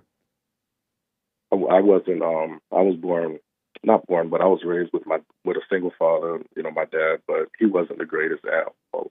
I forgave him. I don't resent him for it, but just a lot of childhood trauma, and it because I resented him when I was younger. Yeah, I always had this mindset that, oh, I'm going to get married and I'm going to do it the right way.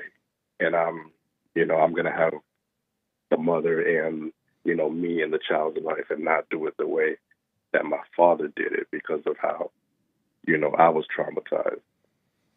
But that's what the devil tell everybody. Oh, you should get married, have children. You'll be a better parent. And then people get married, not realize they're listening to a lie in imagination, and their life end up even worse than their parents, than it was with their parents. That's another lie straight out of hell. And a lot of people get married because they listen to those thoughts like that. But now I just feel like I've basically identified my relationship as success. So I even asked myself that question this morning, like, but what if you guys were to get a divorce? And I just felt like, then who would I be? I would feel like I was unsuccessful. Like now the kids are separated. God, it says in the Bible that God hates divorce, so He doesn't want divorce to happen. So I always just. You said you identify your marriage as success or unsuccessful?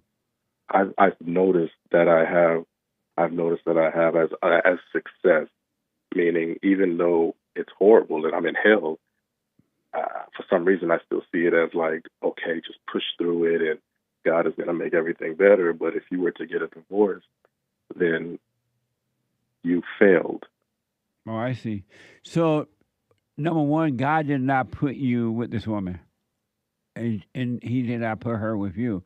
This marriage is not from God. It was made in hell. It was discovered in hell. It was made in hell. And that's why it's not working. Because if it was brought together by God, there would be no effort in it at all. You would not be fighting. You would not be trying to make it work. You would just be living your life, and the marriage will work by itself without your effort or her effort at all. It's not from God. So God is okay if you walk away from this because it's not from Him anyway. And secondly, you should never ever do what you want, though. I'm giving you the best advice, but do what you want. You should never, ever, ever, with anyone, be in a situation where this much hell. It's hard enough working on yourself, but you should not be dealing with anyone else's hell. It will destroy you because you're working on yourself. There's some light on now in you. A little light is in you, and the hell in the other person, whether it's whatever, workship, friendship, whatever ship, right? It will destroy you because the hell in them hate the light in you. The darkness in them hate the light. You're making a horrible mistake staying with this woman.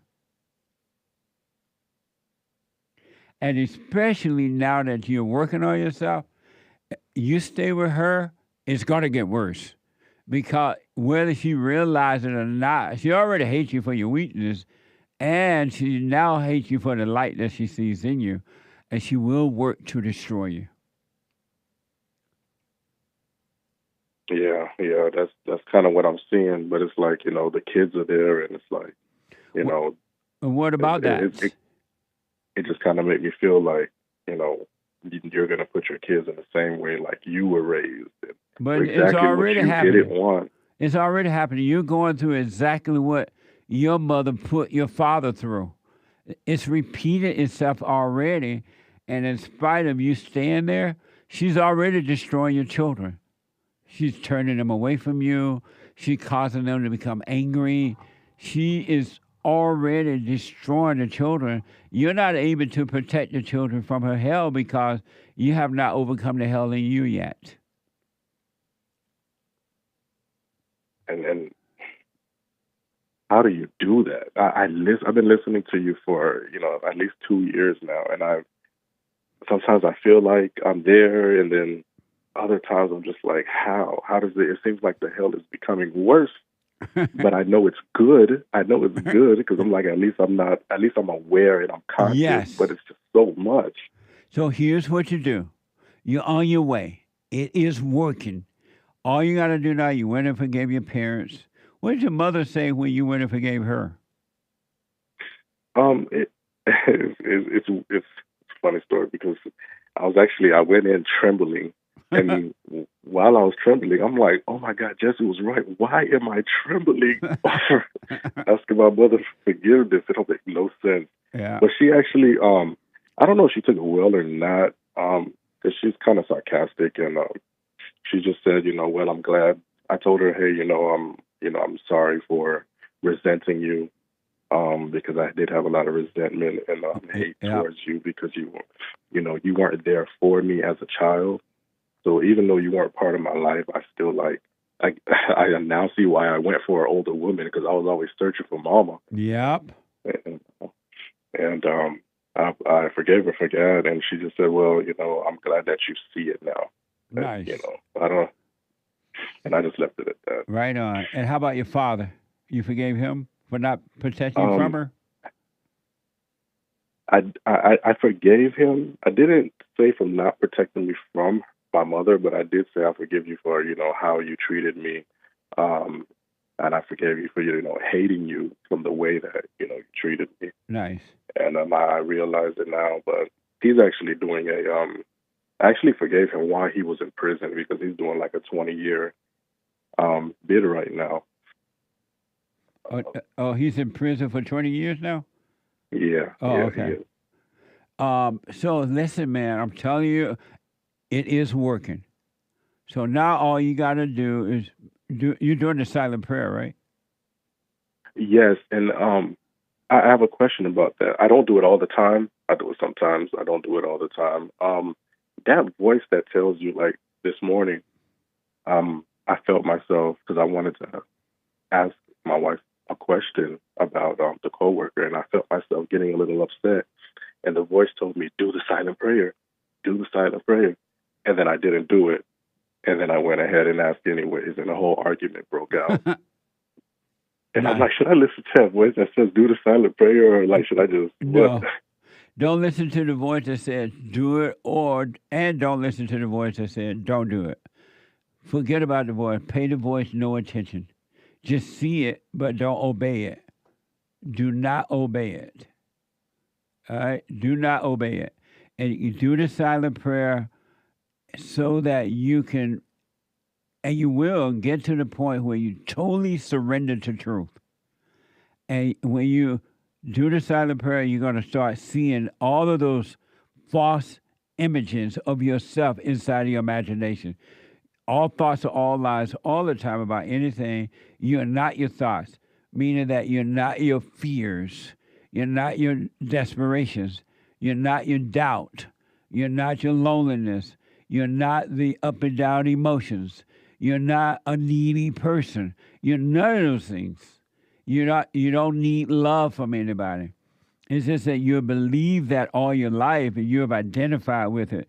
So now you got to overcome, because those things, that's what hell is.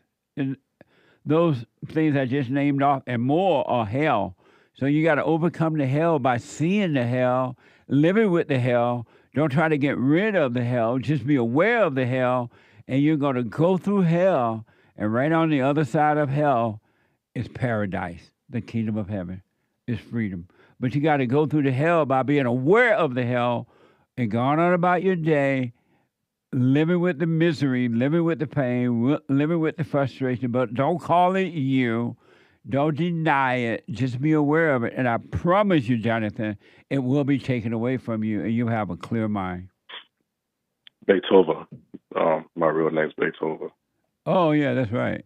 Roll over Beethoven. Sorry about that. Yeah. I said my name was John Beta. Spell Beethoven for me. BEETHOVA. Oh, okay. Thank you. Put Beethoven there for me, Derek. So listen, just stay with it. Here's what I want you to do. Don't even tell your wife this, right? Because she loves and hates the control that she has over you. Your wife get a thrill from controlling you. That's why she treats you this way. It's a thrill. And then now that you're gonna start working on overcoming it, she's gonna get worse, and she may be nice sometime to get control over you, or go off. You don't love me anymore. You don't this. She's just trying to get control over you. It's not like she wants you back. It's just she want that control. Her ego, that evil spirit in her want control. So here's what I recommend. Do what you want. But I recommend from this point forward, never argue with her again. Don't let her see your weakness. Don't argue with her about anything. Let her go her way, and you work on you, and the Father will take care of you. He'll make your way clear for you. And you're so right about that, because I actually, the worst thing I think I did was tell her that about you. I started telling her, how you're supposed to forgive your parents, and I'm like, there's no way she's going to see bad in this, because it's all about forgiveness. It's all about love, unconditional love, the right way. And it backfired so much. She used to tell me how the 14 years that we've been with each other, it's just been hell for her, and she's been miserable and unhappy. And then, because we're on our 15th year now, and on the 15th, 14th, 15th, I started listening to you, and I started changing and, telling her about forgiveness and this and that. And I thought it would help, because she would see me becoming, more of a godly man. And, but it's like everything I was saying that was scriptural and logical, it became hell, to the point where she said she wanted to divorce me. She don't like the person who I am now. Yeah. And then she even told me she wants her old husband back. I was like, what the? But you said you hated him. Why would you want him back? Before? What's that? She's been married before? No, she said when she said she wants her old husband back, meant you, the way you used to be. Yeah, the way I used to be, the way where she was miserable and complaining all the time and saying how she was living in hell with me. And I'm like, that don't make sense. Yeah, it does. She doesn't want you to be free. She doesn't want to lose that control over you. She hates you, but she loves the control better. That's what she meant. Are you able to hold for me? Yeah. Hold on. 888-7753-773. Quick break. Hate news, not the fake news. I'll be right back, folks. One more hour to go. Manhood Hour is coming up next.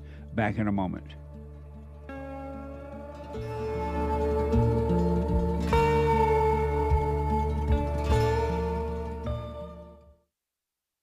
Check out Punchy's Coffee. I have my own coffee now. Punchy Coffee is good. Every bag is roasted to order. Freshest flavor. Top quality. Specialty grade beans. Good. Every dime goes back to BAR, my nonprofit. And we are rebuilding the family by rebuilding the man. So when you're drinking coffee and enjoying it, just know you're helping somebody. Amazing coffee. Punchy has his own coffee now. What the? And it's so good. All the way from the plantation to my own coffee. Who would have thought?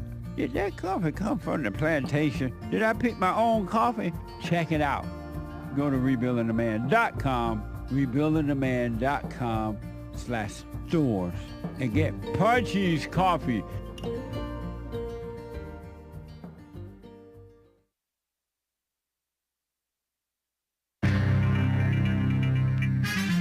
It is Liberation Day. Freedom from the lie of that fake goodwill, slavery to the fake goodwill, buying the fake goodwill of these foreign countries with their uneven trading, unfair trade policies. And Israel's making major moves in Gaza. Seems like they're taking it over. Lots of people dying. Supposedly there's a risk of famine. You don't want that, but they're making it's better maybe for security of Israel. We'll see what happens. And federal layoffs, more good news in America. Greedy liberal states want public health funding to continue. Like that, a lot of good that's done. Mexico has banned salty and sweet treats in schools. Reminds me of Big Mama Michelle trying to do that here in America. Interesting timing because they have a female so-called president in Mexico right now. They're trying to, mama government trying to battle childhood obesity. Psh. And by the way, MGK, Machine Gun Kelly, and that's a man, right? And Megan Fox's little baby is not named Celestial Seed, FYI. And again, rest in peace to Val Kilmer, gone way too soon for my taste. The tender age of 65, he's gone. And for example, he was in Doc Holliday. He played Doc Holliday. He was not in Doc Holliday. I guess it was Tombstone. Was that the name of the movie that he was in, his Doc Holliday? I didn't know that was him. I mean, I recently found out the other year. He did such a good job. He was skinny back then. He played Jim Morrison. That's a guitar. It's like a musician. He played Iceman. I guess that was the pilot guy in that one movie with that one guy. And he played Moses somehow. Mark Twain. And I remember I first heard of him when he played Batman. Not a good movie, but supposedly he did a masterful job at all those roles. And he was a good actor, a big box office draw from the 80s and 90s. The talented and handsome movie star's films made nearly $2 billion. Terrible. I think he had a throat thing and he couldn't even talk toward the end there. I didn't know that he was dying from it, though. Terrible. Rest in peace. By the way, U.S. stealth bombers are 30% of our stealth bombing fleet is over dealing with the Houthis, or at least ready to deal with the Houthi rebels who are disrupting trade and throwing up a bunch of drama over Israel because of what Israel's doing. So hopefully we'll get to regulate.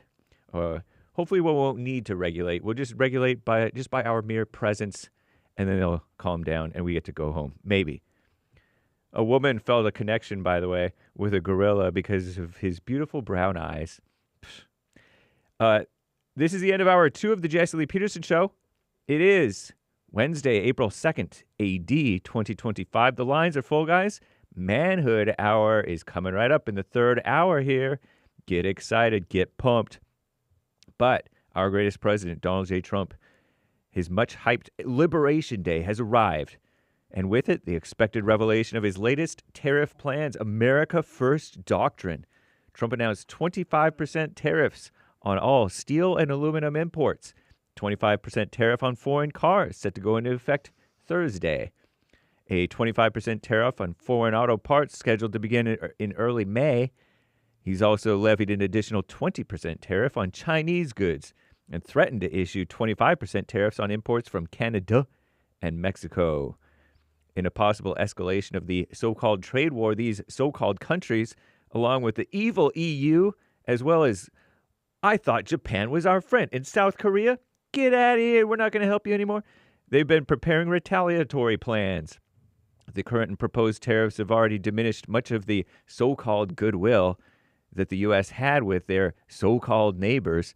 Canadian citizens have responded to Trump's tariff threats and his suggestion that Canada should become America's 51st state by canceling travel to the United States, ditching American-made products, booing the national anthem at basketball and hockey games. I thought Canadians were nice. Turns out they're nice until they're not. That's not right. Israel has majorly expanded their military operation in Gaza. I'll tell you about it on the Hake Report, but now back to JLP, Hour 3.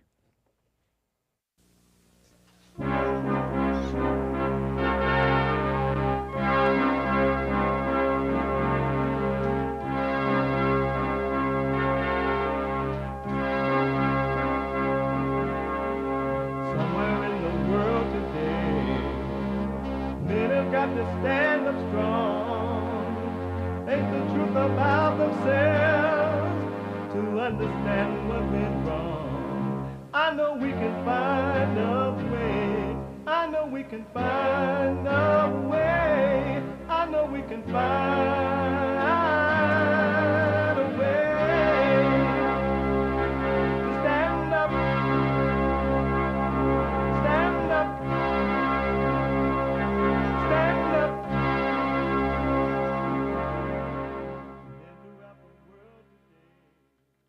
Uniting the races with truth instead of dividing them with lies. We're also rebuilding the family by rebuilding the man. I am Jesse Lee Peterson. Welcome to the third hour of the show today. You can get involved by calling 888-7753-773. That's 888-77-JESSE. Jesse, Jesse. And my biblical question, how can you change your future? How can you change your future? How can you do it? Amazing question, right?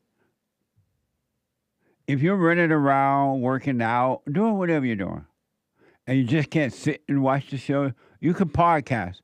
Anywhere in the world, you can still be listening live, no matter where you are or what you're doing. Having punchy coffee or whatever. You can be listening live by calling the listen line on TalkStream Live on your iPhone or iPad, anywhere in the world, at 605-615-4131. 605-615-4131. And to donate and have your comments read out loud, go to Buy Me a Coffee. And we're going to get you a super test too. BuyMeACoffee.com/JLP Talk. BuyMeACoffee.com/JLP Talk or Bond JLP Cash App. Bond JLP Cash App. It's Wednesday.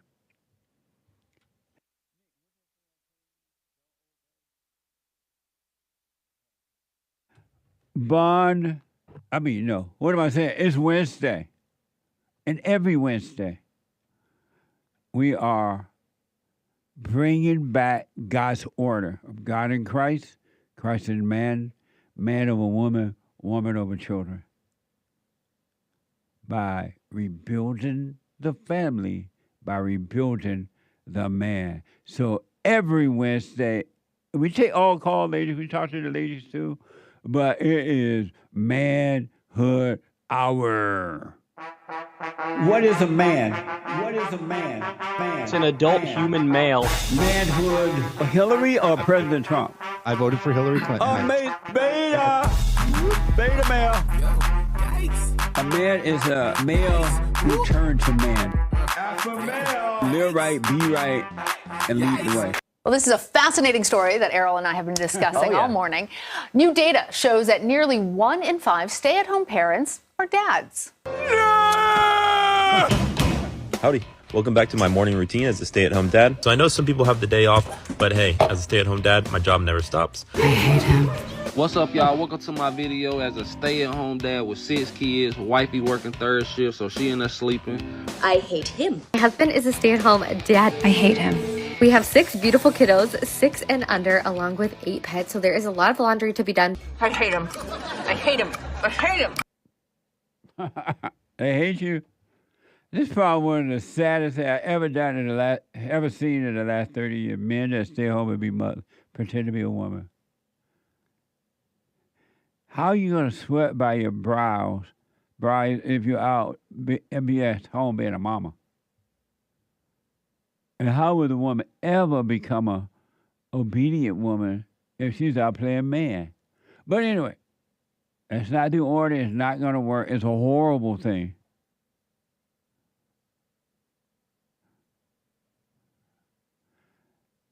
Joel said they should sweat changing the kids.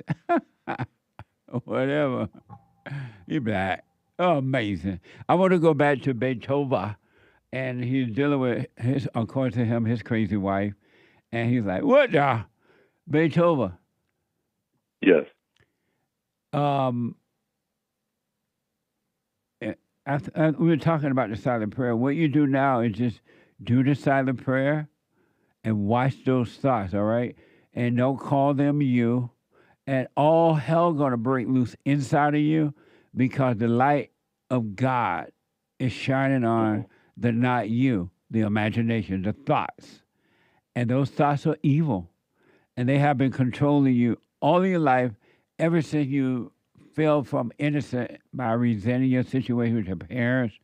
You fell away from being you, one with God, and you escaped into your imagination. Now you're working on it. You're coming out of it, but it's difficult if you think that you are your thoughts, if you think that those emotions are you, the good ones or the bad. All you got to do now is watch them and do nothing about them. Just watch them. Go over today, and they will. God is trying to change your nature now. He changed your heart from anger to love. Now he's going to change your nature from evil to good, which is his nature, and it's going to be amazing for you. And you do that. Don't give up on that. You stay with that. You practice being aware night and day. During the morning, do the silent prayer, and during the day, when you're caught up in your head, bring yourself back, becoming aware of your surrounding or your body or something so you can practice staying present. And it's going to work for you. It's going to get better. Okay. Well, I do have one more question for you before I let you go. What about the thought that says, like say, for example, I'm like, okay, I'm going to do the silent prayer. I'm going to... Speak up just a little bit. Say, for example, the thought that says, do the silent prayer, but then, like, if I were to do something like, let's say, go sleep in another room because I don't want to have an argument with her, or she might have done something that upset me, and the thought says, oh, look at you going to go sleep in another room. She came home. She was so nice. You're angry. You shouldn't do this. You should go up there and please her, because that's your wife, instead of staying down here and being angry at the situation. And then I go up there and please her, like to make her feel better by her food, whatever. Yeah. And then it's worse. And then it's like it just backfires on me. And I'm like, I don't know what to do now. Like, what is good and what's not. I understand that. That's deep. What you don't know that's happening, all thoughts are all lies. So the thoughts are telling you to go up there and please her. She came home. She's being so nice. Go and please her. And then you go and please her. So while you're on your way going upstairs to please her, the thoughts are laughing because the thoughts already know that she's going to go off. And so when you go up there and you please her and she goes off, then the thoughts are laughing at you because the thoughts are made a fool out of you by making you do something that you should not have done. And then the thoughts, after they get through laughing, and they do laugh, they tell you, well, why not do this then? Try this one. And then they give you another suggestion. And then you listen to that thought, and they laugh again. You have no, what's that word, Nick? You need not obey them. Do not obey any thoughts at all. You're not required to. Don't obey any thought. Those are demons. Those are false identities that made a home in you. And you got to stop listening to them, stop obeying them, pay them no mind, just be aware. And then the Spirit of the Father will guide you without even words, any words at all, because the thoughts are using your voice to pretend that it's you coming up with these ideas, and it's not you. A God voice is a voiceless voice. It's a common sense voice. It's a light unto your feet voice, and it'll just work for you naturally. Don't do anything that those thoughts are telling you to do. I agree. Don't do anything. You need not obey them. Do not obey. You're not obligated to obey them at all. Do not obey them so you can overcome them. Yeah, you're right. And one other thing before I go here, this day forward, share nothing with her. Don't tell her what you're working on yourself. Don't tell her what you're doing or what you're thinking. Don't argue with her at all. If she tries to start an argument, do not argue back. Don't argue with the devil outside of you, inside of others, and don't argue with the devil inside of you. Be aware of the devil, but don't argue with the devil. So do not argue with her at all. Don't even ask her how her day was or anything. Ignore her and just work on you. You can't save her. A lot of people, even Jesus, when he healed people, he said, hey, you've been healed. Don't tell anybody. And they run and tell it. And then the people that they tell, because they doubt Jesus, they'll make you doubt. Because you're not strong enough to stand on your own yet, they'll make you doubt the truth. So don't tell anybody. Just work on yourself. Quietly work on you, and the light will shine on its own. You'll be fine. But you got to stop trying to save her. You can't save her, and you're not doing it because you love her. You're doing it because you're not doing it because you want her to be free. You're doing it because you want to be with her in peace, and that's not going to work. Yeah, that is exactly. Yeah. You can't save another person. I highly recommend, do what you want, though. Do what you want, because you have children with her and everything, so do what you want. But I highly recommend you get away from her. Be done with her. Go get your own place. Hopefully 9 times out of 10, women are so evil now, they keep the children from the father. They'll punish the children. They'll bring misery upon the children to get back at the father because they have no love. But she's going to do that anyway to the children, whether you stay or go. But I would highly recommend you get away from her. She's going to destroy you.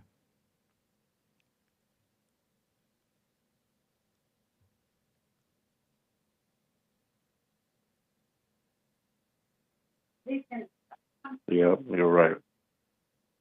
She doesn't. Jesse. She doesn't love you, and you don't love her. That's your mama. You married your mama, and you married your mama because you hate your mama. All women and all men hate their mothers. That's why God said, all who are born of the flesh must be born of the spirit of the Father. You must return to the Father. You're right. Well, Jesse, I gotta get back to work. Thank you so much. It was amazing speaking to you. Everything you said, I already knew that's what I was gonna hear. But sometimes it's good to hear it. You were not. No human being were created to suffer. We were not created to suffer. It is abnormal to have pain. It is abnormal to have conflict. It is abnormal to be unhappy and worried and afraid and desperate and vicious and needy and all that. That's not normal. It's not given to us by God to be that way. It's an abnormal lifestyle. It's abnormal for you to be with a woman you got to fight with. It's not from God. If it were from God, there would be no fight. It would happen naturally. So you're living an abnormal life by trying to make something work. You can't make it work. You have to let it work. So I really want to encourage you, man, to work on yourself. Forget about her. Don't share anything with her. Leave her in her hell, and you work on you and let the light of God guide you. Okay. She's going to get worse, but don't you overreact to her at all. And if she tries to be nice and bake a cake, you eat the cake, but you still don't give in to her. Never try to please anyone. Don't try to please her. You're not supposed to do that. You were not created to please anyone. Don't cater to her or any of that stuff. It's all abnormal, and that's why you're catching hell. You're trying to make and something. When she cries, she lies. Absolutely. So that is so true. Yeah, so leave the devil alone, and you work on the devil in you and overcome it. All right, Joseph. Let me know how it goes. Thank you so much. Good hearing from you. You too, buddy. Take care. All right. Bye. Bye. 888-7753-773. People, it is abnormal to be miserable. It's abnormal to want. It's abnormal to be in fear. It's abnormal to give one thought about what someone else say or think about you, whether it's your wife or your mama, your daddy, your sister, your brother, your friends, or whatever. It's abnormal to have pain, to have anger, to have happiness and then fear. That's abnormal. It's not, you were not created. It's not, you're not created to live that way. You have been created to be free. And for love to work through you, that you might become the light of the world, men and women. You were not created, it's not normal to be miserable. And you got to learn to live with yourself before you can live with anyone else. If you can't stand alone, you're never going to be able to stand with someone else. And most people can't stand alone. They can't live with themselves. And don't let the devil tell you you're going to be a better parent than what you had. That's a lie. The devil's drawing you in, and then he laughs at you. I want you to know every time you're in pain, the devil is laughing. Because you're in pain because you listened to something he said.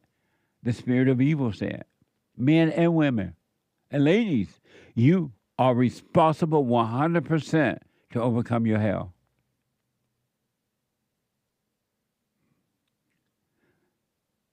You've heard me say over and over again, and you heard others say that welfare destroyed the black family.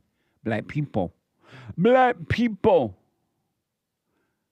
This is from 1973, a video about welfare destroyed the black community.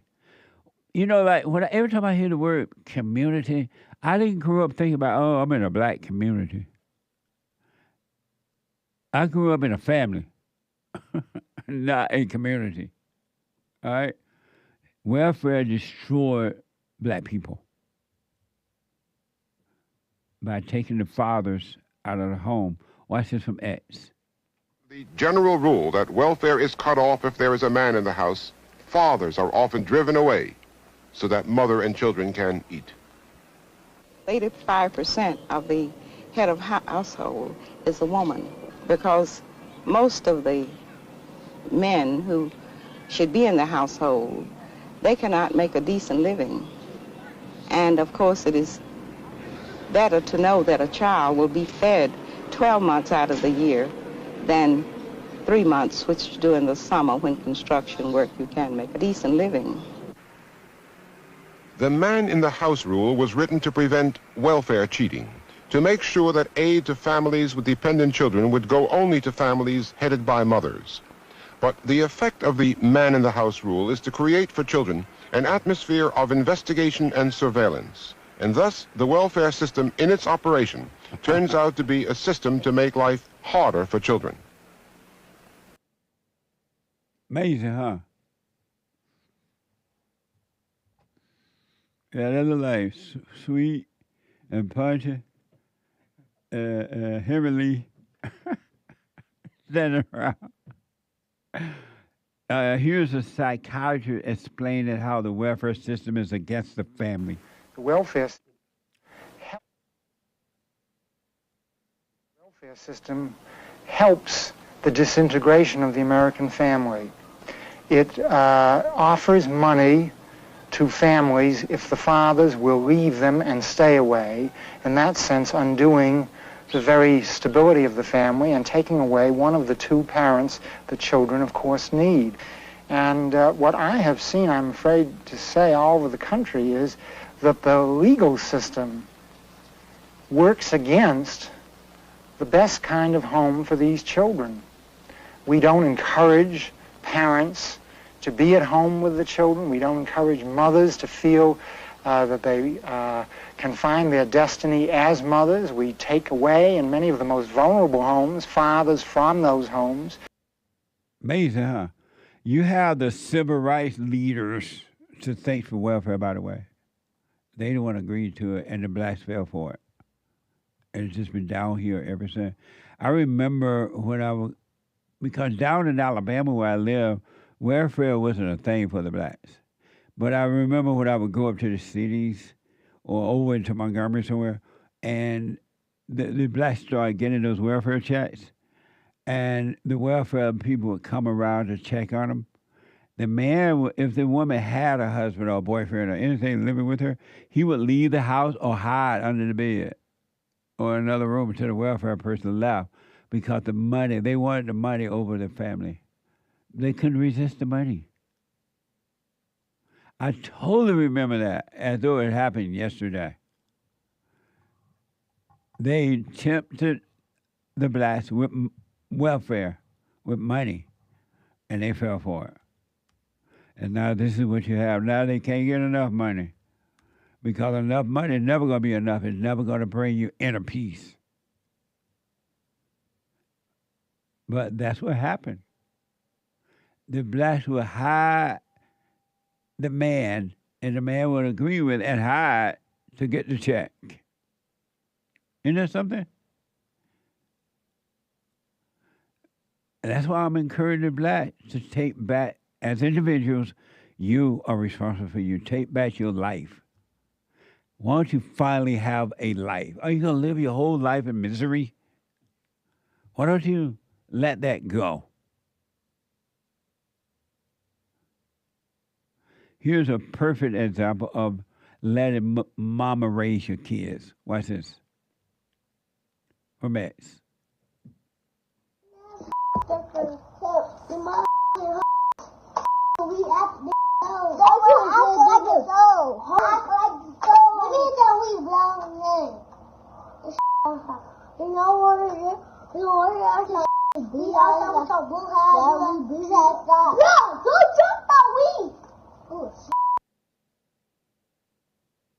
Amazing, huh? Hell on earth. Hell on earth. And it's not going to change, folks. That's why you got to take responsibility for you, and your life can change. You can have perfect peace on earth. Little kids cursing and look like they're smoking weed. At least pretending they are if they're not. But then cursing like drunken sailors. No father. Women need the father there to show her how to raise the children. To show her how to raise the children.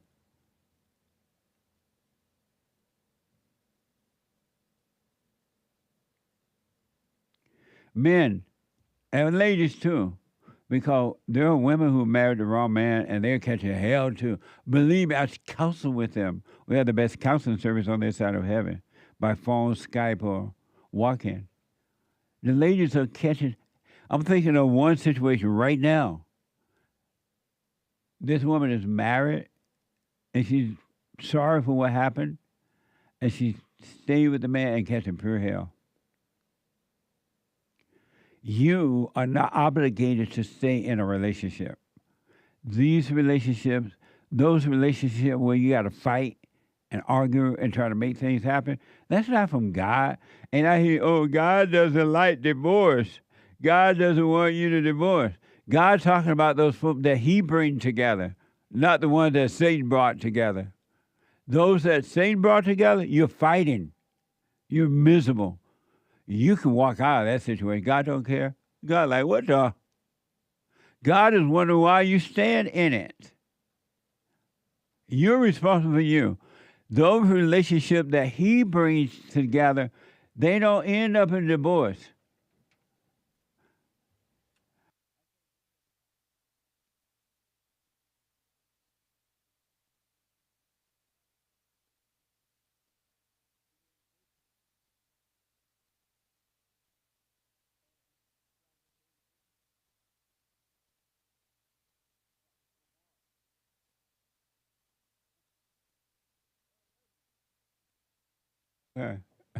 I'm arguing with my staff right now.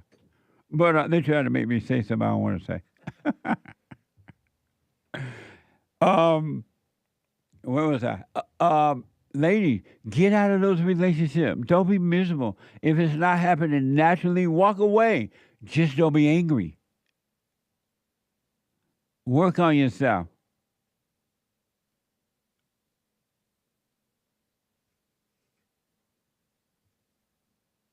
All right? Do what you want. But you are not created to be in misery. Anger is misery. Anger, and I hear a lot of, oh, Jesus had anger. Stop being dumb. Jesus doesn't have or didn't have emotional anger. That's not evil. Jesus had anger. Anger separates you from God. So if Jesus had anger, the kind you think he had, why did God say don't trust an angry person? How you going to trust Jesus when God tells you not to if he's angry? Why don't you put 2 and 2 together? I put 2 and 2 together, I'm black. You're not supposed to be miserable, men and women. God is not putting these marriages together. One last quick clip. Here's another a result of letting mama raise you and why white people should not rent to blacks. Here's a clip of a black man slammed the door on his white female landlord after being asked why he was 14 days late on the rent. Watch this from X.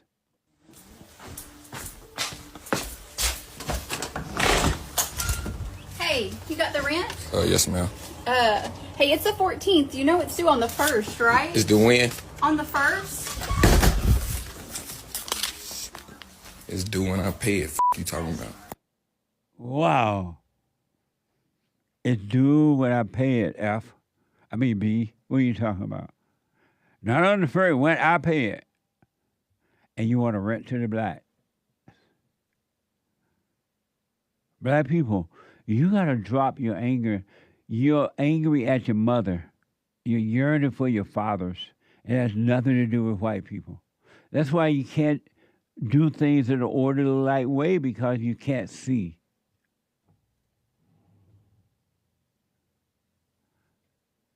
And then he recorded and put it on online. That's nothing to be proud of. What's up? And especially being a man, you're supposed to be leading the way. Poor white lady. Now you see why that Chinese lady was mad at those little black kids. So she thought they stole something. I don't know if they did or not, but she thought they stole. And the poor white lady, she's scared. She been all night. Do you know it's late, right? Everybody afraid of the blacks, except baby Jessica's daddy and Hake. Amazing. Anyway, it's a spiritual battlefield. It has nothing to do with race, male or female. It's spiritual. It's evil. It's the heart. And the heart is wicked. Salvation is about the heart, not vices. Heart. I got to tell you this. I've been talking to you all the time about working on yourself. Work on your physical life too, all right? Get a job. Buy some property. Buy gold. Buy gold. So some of you might know, well, I don't understand gold, Jesse. I don't know what to do. They have a lot of information on Goldco.com, right? Go to Goldco, get some information about gold, and then learn about it, and then invest. Really. And for my listener, we have a special deal for you. Goldco, and I agree, qualified accounts will receive 10% instant match in silver and bonus silver. 10% instant match and bonus silver. All right? So I recommend you hurry. Go to JesseLovesGold.com. JesseLovesGold.com or call 855-644-GOLD. That's 855-644-GOLD. And they have a lot of information there for you to help you educate yourself about gold. Then, and maybe then, you would appreciate it. JesseLovesGold.com or 855-644-GOLD. Back in a moment to your phone calls. Oh, yeah, the treasure chest is open on D-Live. Individuals around the world. Most people are unhappy, they're miserable, they have rough lives, they're depressed, suicidal, young and old, of all races. I understand, I know why, and I do understand it. Because exactly what's happening in me is happening with everybody outside of me, inside of them. And I've noticed that with those who really, really, really want to understand, they overcome it just like that, out of one counseling session. If you need counseling, you can go to rebuildingaman.com or call 800-411-2663. 800-411-BOND. Best counseling service on this side of heaven.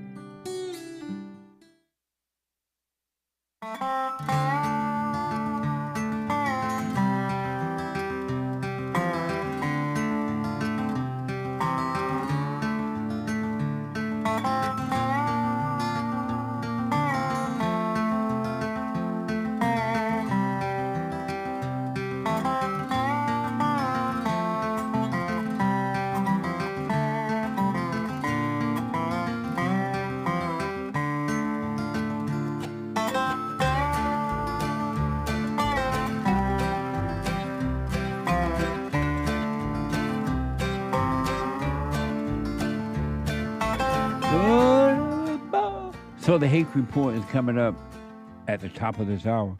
TheHakeReport.com. And then Joel Friday TV at 11 a.m. He black. Joel Friday TV at 11 a.m. Pacific time, both Pacific time. And then the American Anchor Baby on Rumble. On Rumble, go over to Rumble. The American Anchor Baby at 12 noon. All right? Go over to Rumble. And once again, a quick reminder, there's a sale on, a special happening right now for April Fool. April, begin the April sale on cameos. Shout outs. Until Friday, they're only $20 right now. Birthday shout outs, wedding, anniversaries, or whatever. Encouragement. Go to cameo.com/Jesse Lee Peterson. Cameo.com/Jesse Lee Peterson. I don't know what that is. Do I roast on Cameo? No? Huh?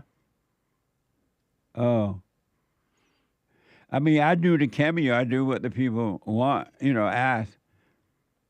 Yeah. Amazing. So check it out. I want to go, let me go to Canada and talk to ABDI. Let's see here. Let's see. ABDI, welcome to the show. You're on the air. Hi, Jesse. How's it going? All is well. All right, so I wanted to ask you a question. Since I started watching you, I heard you say to go forgive your mom. So I went and forgave my mom and everything. And as I kept going through the process of not reaching anything for the world, like you said, I remember just watching your videos, and as you were speaking and saying things, I was taking it intellectually, because you said at first it's fine to do it, and then it will just come naturally. And it's exactly what happened. And I remember you saying something like on one of your fellowships that you said something like the devil and his demons are roaming the earth, being who they can devour. Right. And I seen that, like it was so, I don't know how to describe it. It's like I can't tell it to anybody. I can't just go up to a random person, the cashier. I can't go to work and tell somebody. It's like I'm the only person I know, but I know I'm not the only person I know. Yeah. Because you said it, right? So it was just so insane to me. So I don't know what to do from here, because like I know we all have a time, right? And that's the time. There's two clocks. One that the devil set for us and the one that God set for us, right? And I don't know. Actually, I'm not sure about the God's clock, right? I've definitely seen the devil's. Like, I'm not. He has a time and a place for us to all die, like the devil, right? But and his plan, right? I don't know what you mean by that. Like let's say it's morning, right? It's night, right? 2 o'clock I gotta eat, or not something. It's not like practical time. Did you say the devil have a time for you to die? Yeah, like he. What do you mean by that? Like, what I've noticed is that he will let's say he'll give you something, or he'll attempt to give you something, and you'll just start to realize you need it more and more and more, to the point where you're trying to get that initial first reaction you had. I don't know if I'm making sense, but here's what I recommend because of time. You're right. Now that you're starting to see the hell in you, you're going to see and understand the hell in other people. And the people around you won't see it, but you will. But you don't need to tell anyone about it. The devil wants you to tell people about it, and your ego want to brag about it. Don't do that at all. You just quietly live your life and be aware, stay present, so you can be aware of what's going on inside of you and outside of you, inside of others, and you'll be fine. Really, you'll be at peace. And don't worry about anyone else. Don't go preaching. Don't try to show people things. Don't try to prove anything. And when it's time to do that, God will take control of your speaking, and He will cause that to happen. Don't worry about that. Yeah, and I did experience that when it is time to speak, it just comes out of you naturally. Yes, absolutely. When it's not time to speak, you don't even notice you spoke like 3 hours ago to somebody. Like, right on. You're not conscious of it. I did notice that as well. And when it happens, like, you know, when you're one with the Father, it's so beautiful. It's amazing. Like, absolutely. It's like, I'm like, what is going on? Holy crap! It's another world that's we're in. It is another world, 100%. And that world is inside of us, not the outside world, but the inside world. And you just stay with it, stay with it, stay with it, and you'll be fine. Just stay with it, and hell with everybody else. Yeah, it's amazing, Jesse. Thank you so much. All right, buddy. And stay with it. Thank you so much. All right, buddy. Thank you so much. All right, buddy. Amazing. 888-775-3773. Let me go to Matthew, our first-time caller out of New York. Matthew, welcome to the show. You're on the air. Hey, what's going on, Jesse? All is well. First, I just want to say I really like your channel. And, I'm honestly mad I didn't find it sooner, because I see you've been on YouTube for how many years? 35. Well, I've been on YouTube. On YouTube. No, YouTube. Because I started on radio. I don't know. We've been doing YouTube for a while. But yeah, I really appreciate what you're doing. And my question to you is, why are there so many black people against Trump? And they swear he's the biggest racist out there, and that automatically, if you're a black and you like him too, you're automatically labeled a coon. Like, I think that's ridiculous. Well, a lot of the black females are against him because they hate men. They hate their fathers. They're angry. They do not respect black men or white men or any man because they have not been taught in the right way. They have no love. And so they hate Trump for that reason. Daddy is home, they hate daddy. And this time around, according to the report, more black men support and voted for Donald Trump than the women did, because the women, they're not going to do it.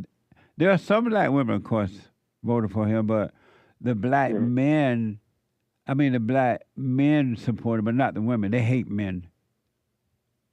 Black women. I hear it from a lot of black men too, not just women. Right, yeah, that's why I said there are some black men who've been brainwashed. They're angry. They have the spirit of their mothers, and they see things through dark eyes that they can't see. So they have been told that Trump. It's funny, when they were told that Trump was a good guy, Jesse Jackson and all those guys, they used to love Trump. When Trump had his TV show and everything, when they were told by their leaders, because blacks don't think for themselves, most blacks, not all, when they were told that Trump was a good guy, they loved Trump.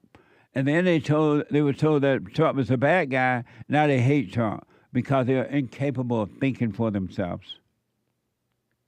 And what do you think needs to happen for black people to think for themselves? They got to pull away from the crowd and look within and try to understand what happened to them and how to overcome it. It's an individual thing. You can't have you can't do this with a crowd. The individual has to pull away and take control.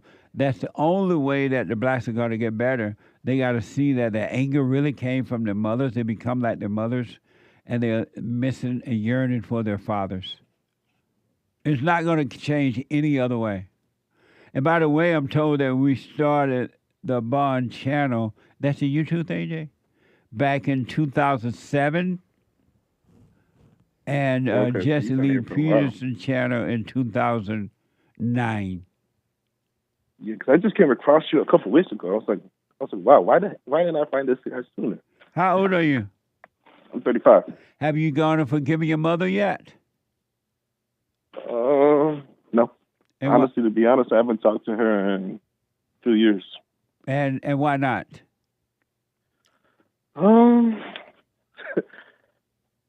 I don't like. It was just too much trauma every time it went over.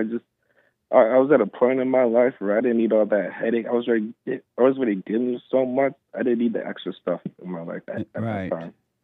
And when you were growing up and you would ask your father to help you deal with your mother, would he help you deal with her? Yeah. My father's always been there for me. So you're close to your father, huh? Yeah, I'm a lot closer to my father than my mother. Right on. So if you want to be free, you got to forgive your mother for what she's done to you. She can help herself. Her mother did it to her. It doesn't mean you got to hang out with her.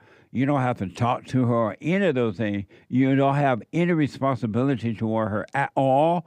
But for you to go free, to overcome her mindset, emotions, and all that, you got to apologize for resenting her so that God can forgive you and make you free. I don't feel like I think like her at all. I feel like I'm more like my father. Right on. Well, forgive her. He really taught me everything in my life. Well, forgive her. She can help herself, all right? All right. But don't hang out with her. You don't have to deal with her at all. Yeah, I understand that. All right, buddy. Thank you. I've listened a lot what you said, and you said that I don't even have to get an answer from her. I just need to forgive her, and that's going to... Right. Yeah. And that way, God will forgive you, and He will just free you from all thinking and emotions and all that kind of crap. All right. Thank you, Jesse. You're welcome, buddy. You stay with it. Work on yourself and stay with it. All right. I'll give you a call another time. Okay. Amazing. 888-77 Jesse Super Chat. Super Chats. Over on Cash App, Bond JLP Cash App, Anthony says, "Good morning, JLP. Beautiful day here in Northeast PA." Nice. Shout Good out. morning and thank you.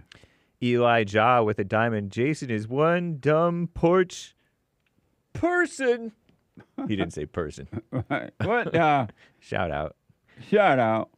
Thank you. Thank you, Elijah. Justin bought a coffee on buymeacoffee.com/JLP Talk. I don't think these people realize that the last time we had tariffs like this, we didn't have income tax. When the demon rat president Woodrow Wilson lowered tariffs, they made the IRS and started annual income taxes 1914. So yes, if Trump achieves what he's trying, you'll have so much money. Imagine keeping all the money you currently pay in income taxes every year. It'll be amazing. Good point. That's interesting. Thank you. I'm telling you, folks, the tariff thing gonna work. Just be patient. You have nothing else better to offer. What do you got going on there that's better? Right on. Thank you. Good question. Yeah. Elaine Yenshin says, "Hey, why would you see EXP in clear reference to leveling up and pretend it isn't short for experience points? Joel is linear, not exponential." Yeah, it's horrible. Yesterday we were talking about the levels. Joel is level 1, but he's gaining with experience points. And I put gaining exponentially. What a mess. Thank you, Lin Yun Chin, for the correction. So what happened? You know how there are levels to inner stillness, according to Lin Yen Chin? Yesterday we were talking about that. Okay. Anchor Baby doesn't even have level 1 yet because he's just relying on his genius and energy. Nice. But good for the Anchor Baby. Yeah. But Joel is clearly level 1, and Hake is barely level 1. But he said that Joel is increasing with experience. He's not increasing exponentially. How do people know what level spirituality is? It's not people, it's Lin Yen Chin. Oh, how did he know what level? He's very perceptive. Of what? Of other people's inner stillness or lack thereof. Nice. Thank you. You cannot Z me, says biblical question. I appreciate it. Thank you. Yeah. Biblical question? You could not Z me? Yeah. Oh. You cannot Z me gave a super chat to answer the biblical question. What? How? What? Can. You. How can you change your future? Being bored so that God can talk to you. Thank you. I'll put my 2 cents in on Sunday. I appreciate it. Walmart Avarius, JD, said he needs his wife around him because she helps calm his anxiety. Beta. That is real beta. I hadn't heard that, but he did say something to the effect of helping him deal with his anger or something. How can a wife help you deal with anger? She helps to tame him or control him or something. Only the spirit of truth can help you deal with anger. So when the wife is not around, you're going to go back into your anger? What the? Terrible. You cannot rely on anything outside of you to help you overcome anger. It's a spirit. You need the light of God only. Amazing. Thank you. Thank you. Alex, 3 coffees, biblical question.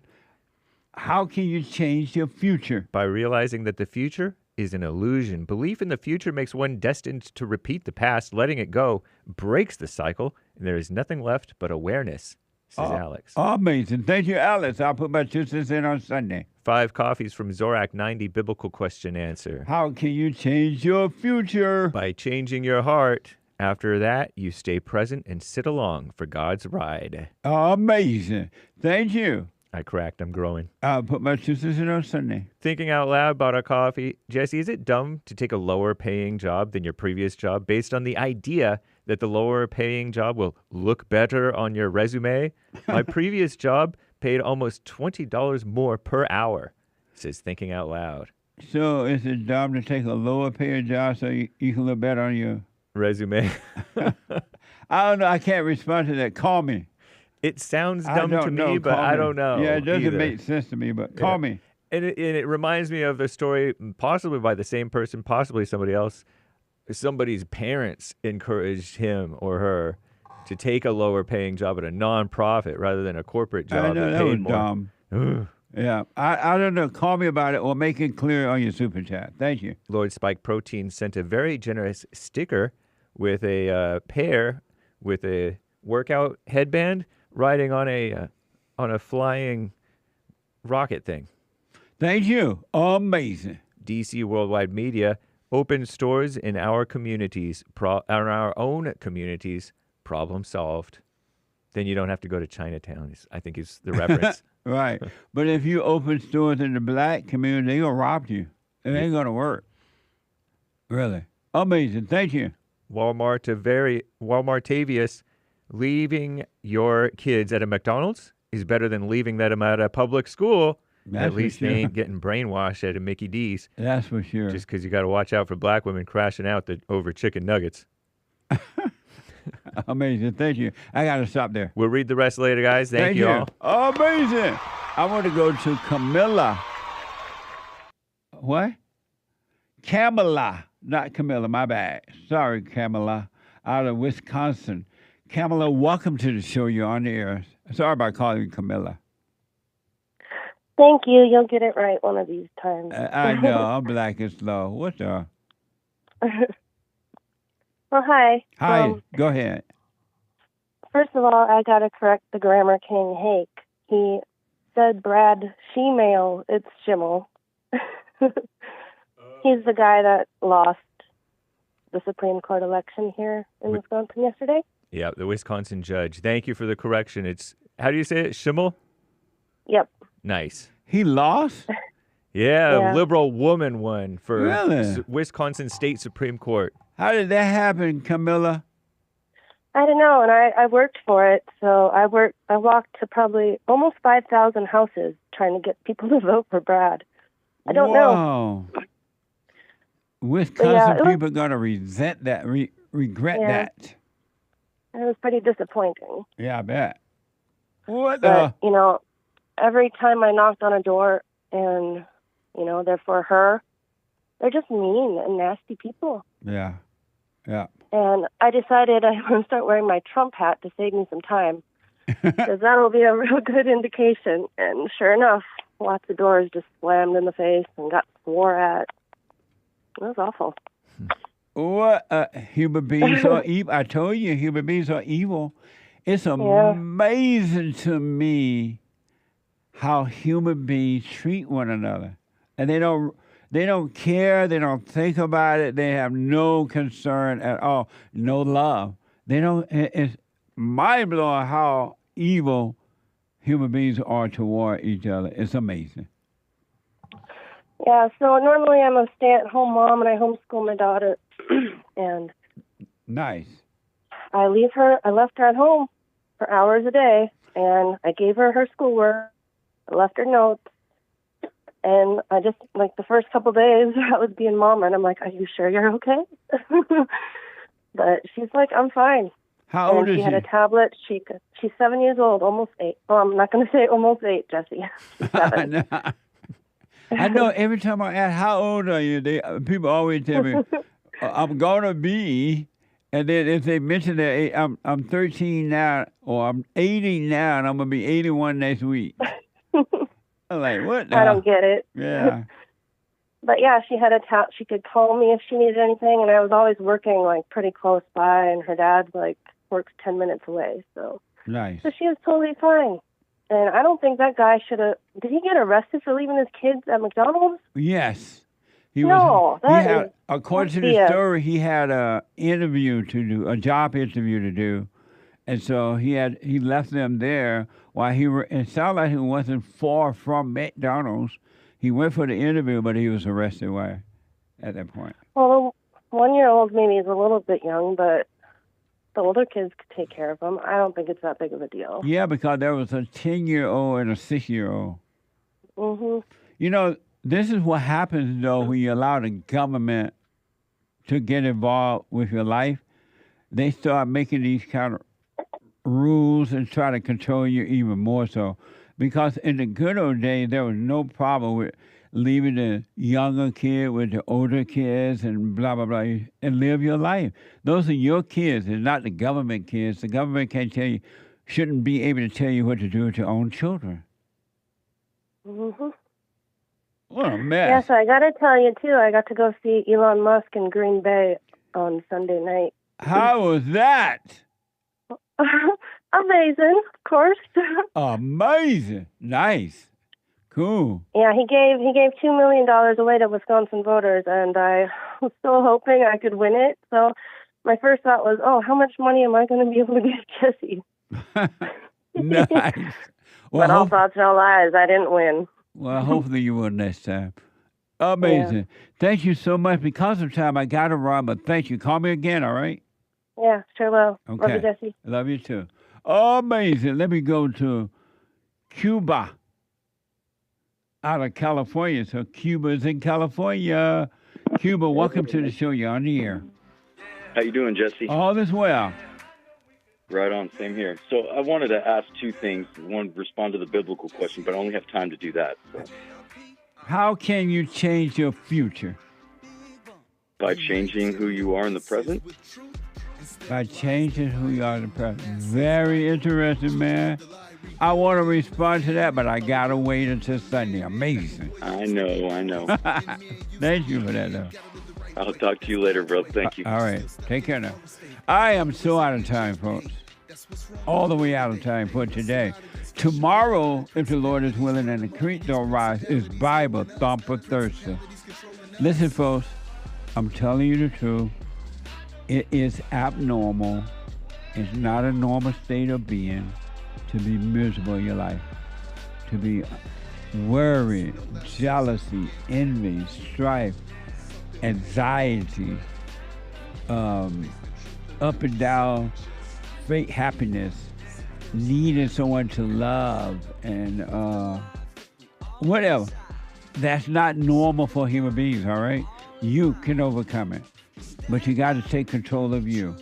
Go forgive your mama. Every human being, if you want to enter into this place of perfect peace, you got to forgive your mama and your daddy.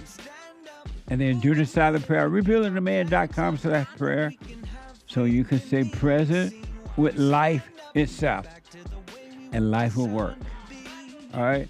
Let everything go, and you'll let it go without you trying to let it go. You'll just naturally overcome it, all right?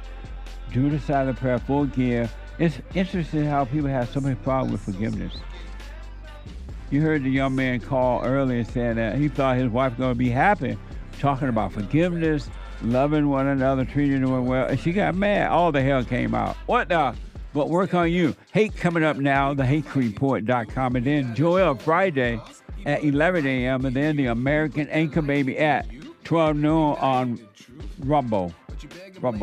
And then thanks for your super chat. We'll finish those up on tomorrow, the Lord is willing, and the creek don't rise. And phone calls, I'm out of time. Jordan from Buffalo and the other callers that are dropping, I'm out of time. Have a good day, folks. Thank you.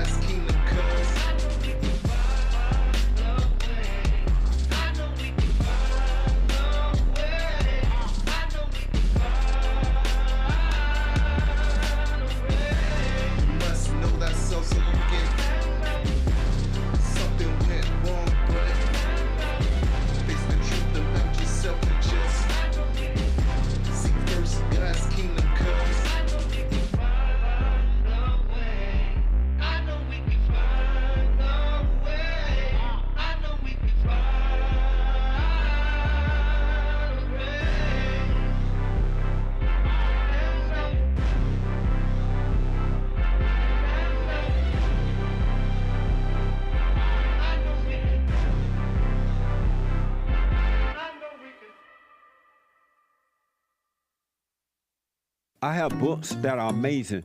I highly recommend you get them. 7 Guaranteed Steps to Spiritual, Family, and Financial Success Guide. Even if you're not starting a business, but you have a job, or you're on welfare, it can help you if you do. Be doers of the word, all right?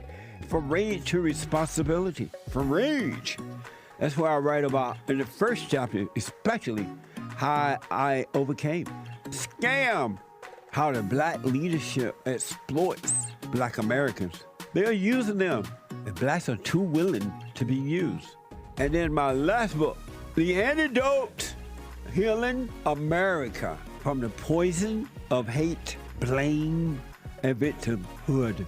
They are all amazing books, and they are helpful. Go to rebuildingtheman.com if you want an autographed copy, or call 800-411-2663.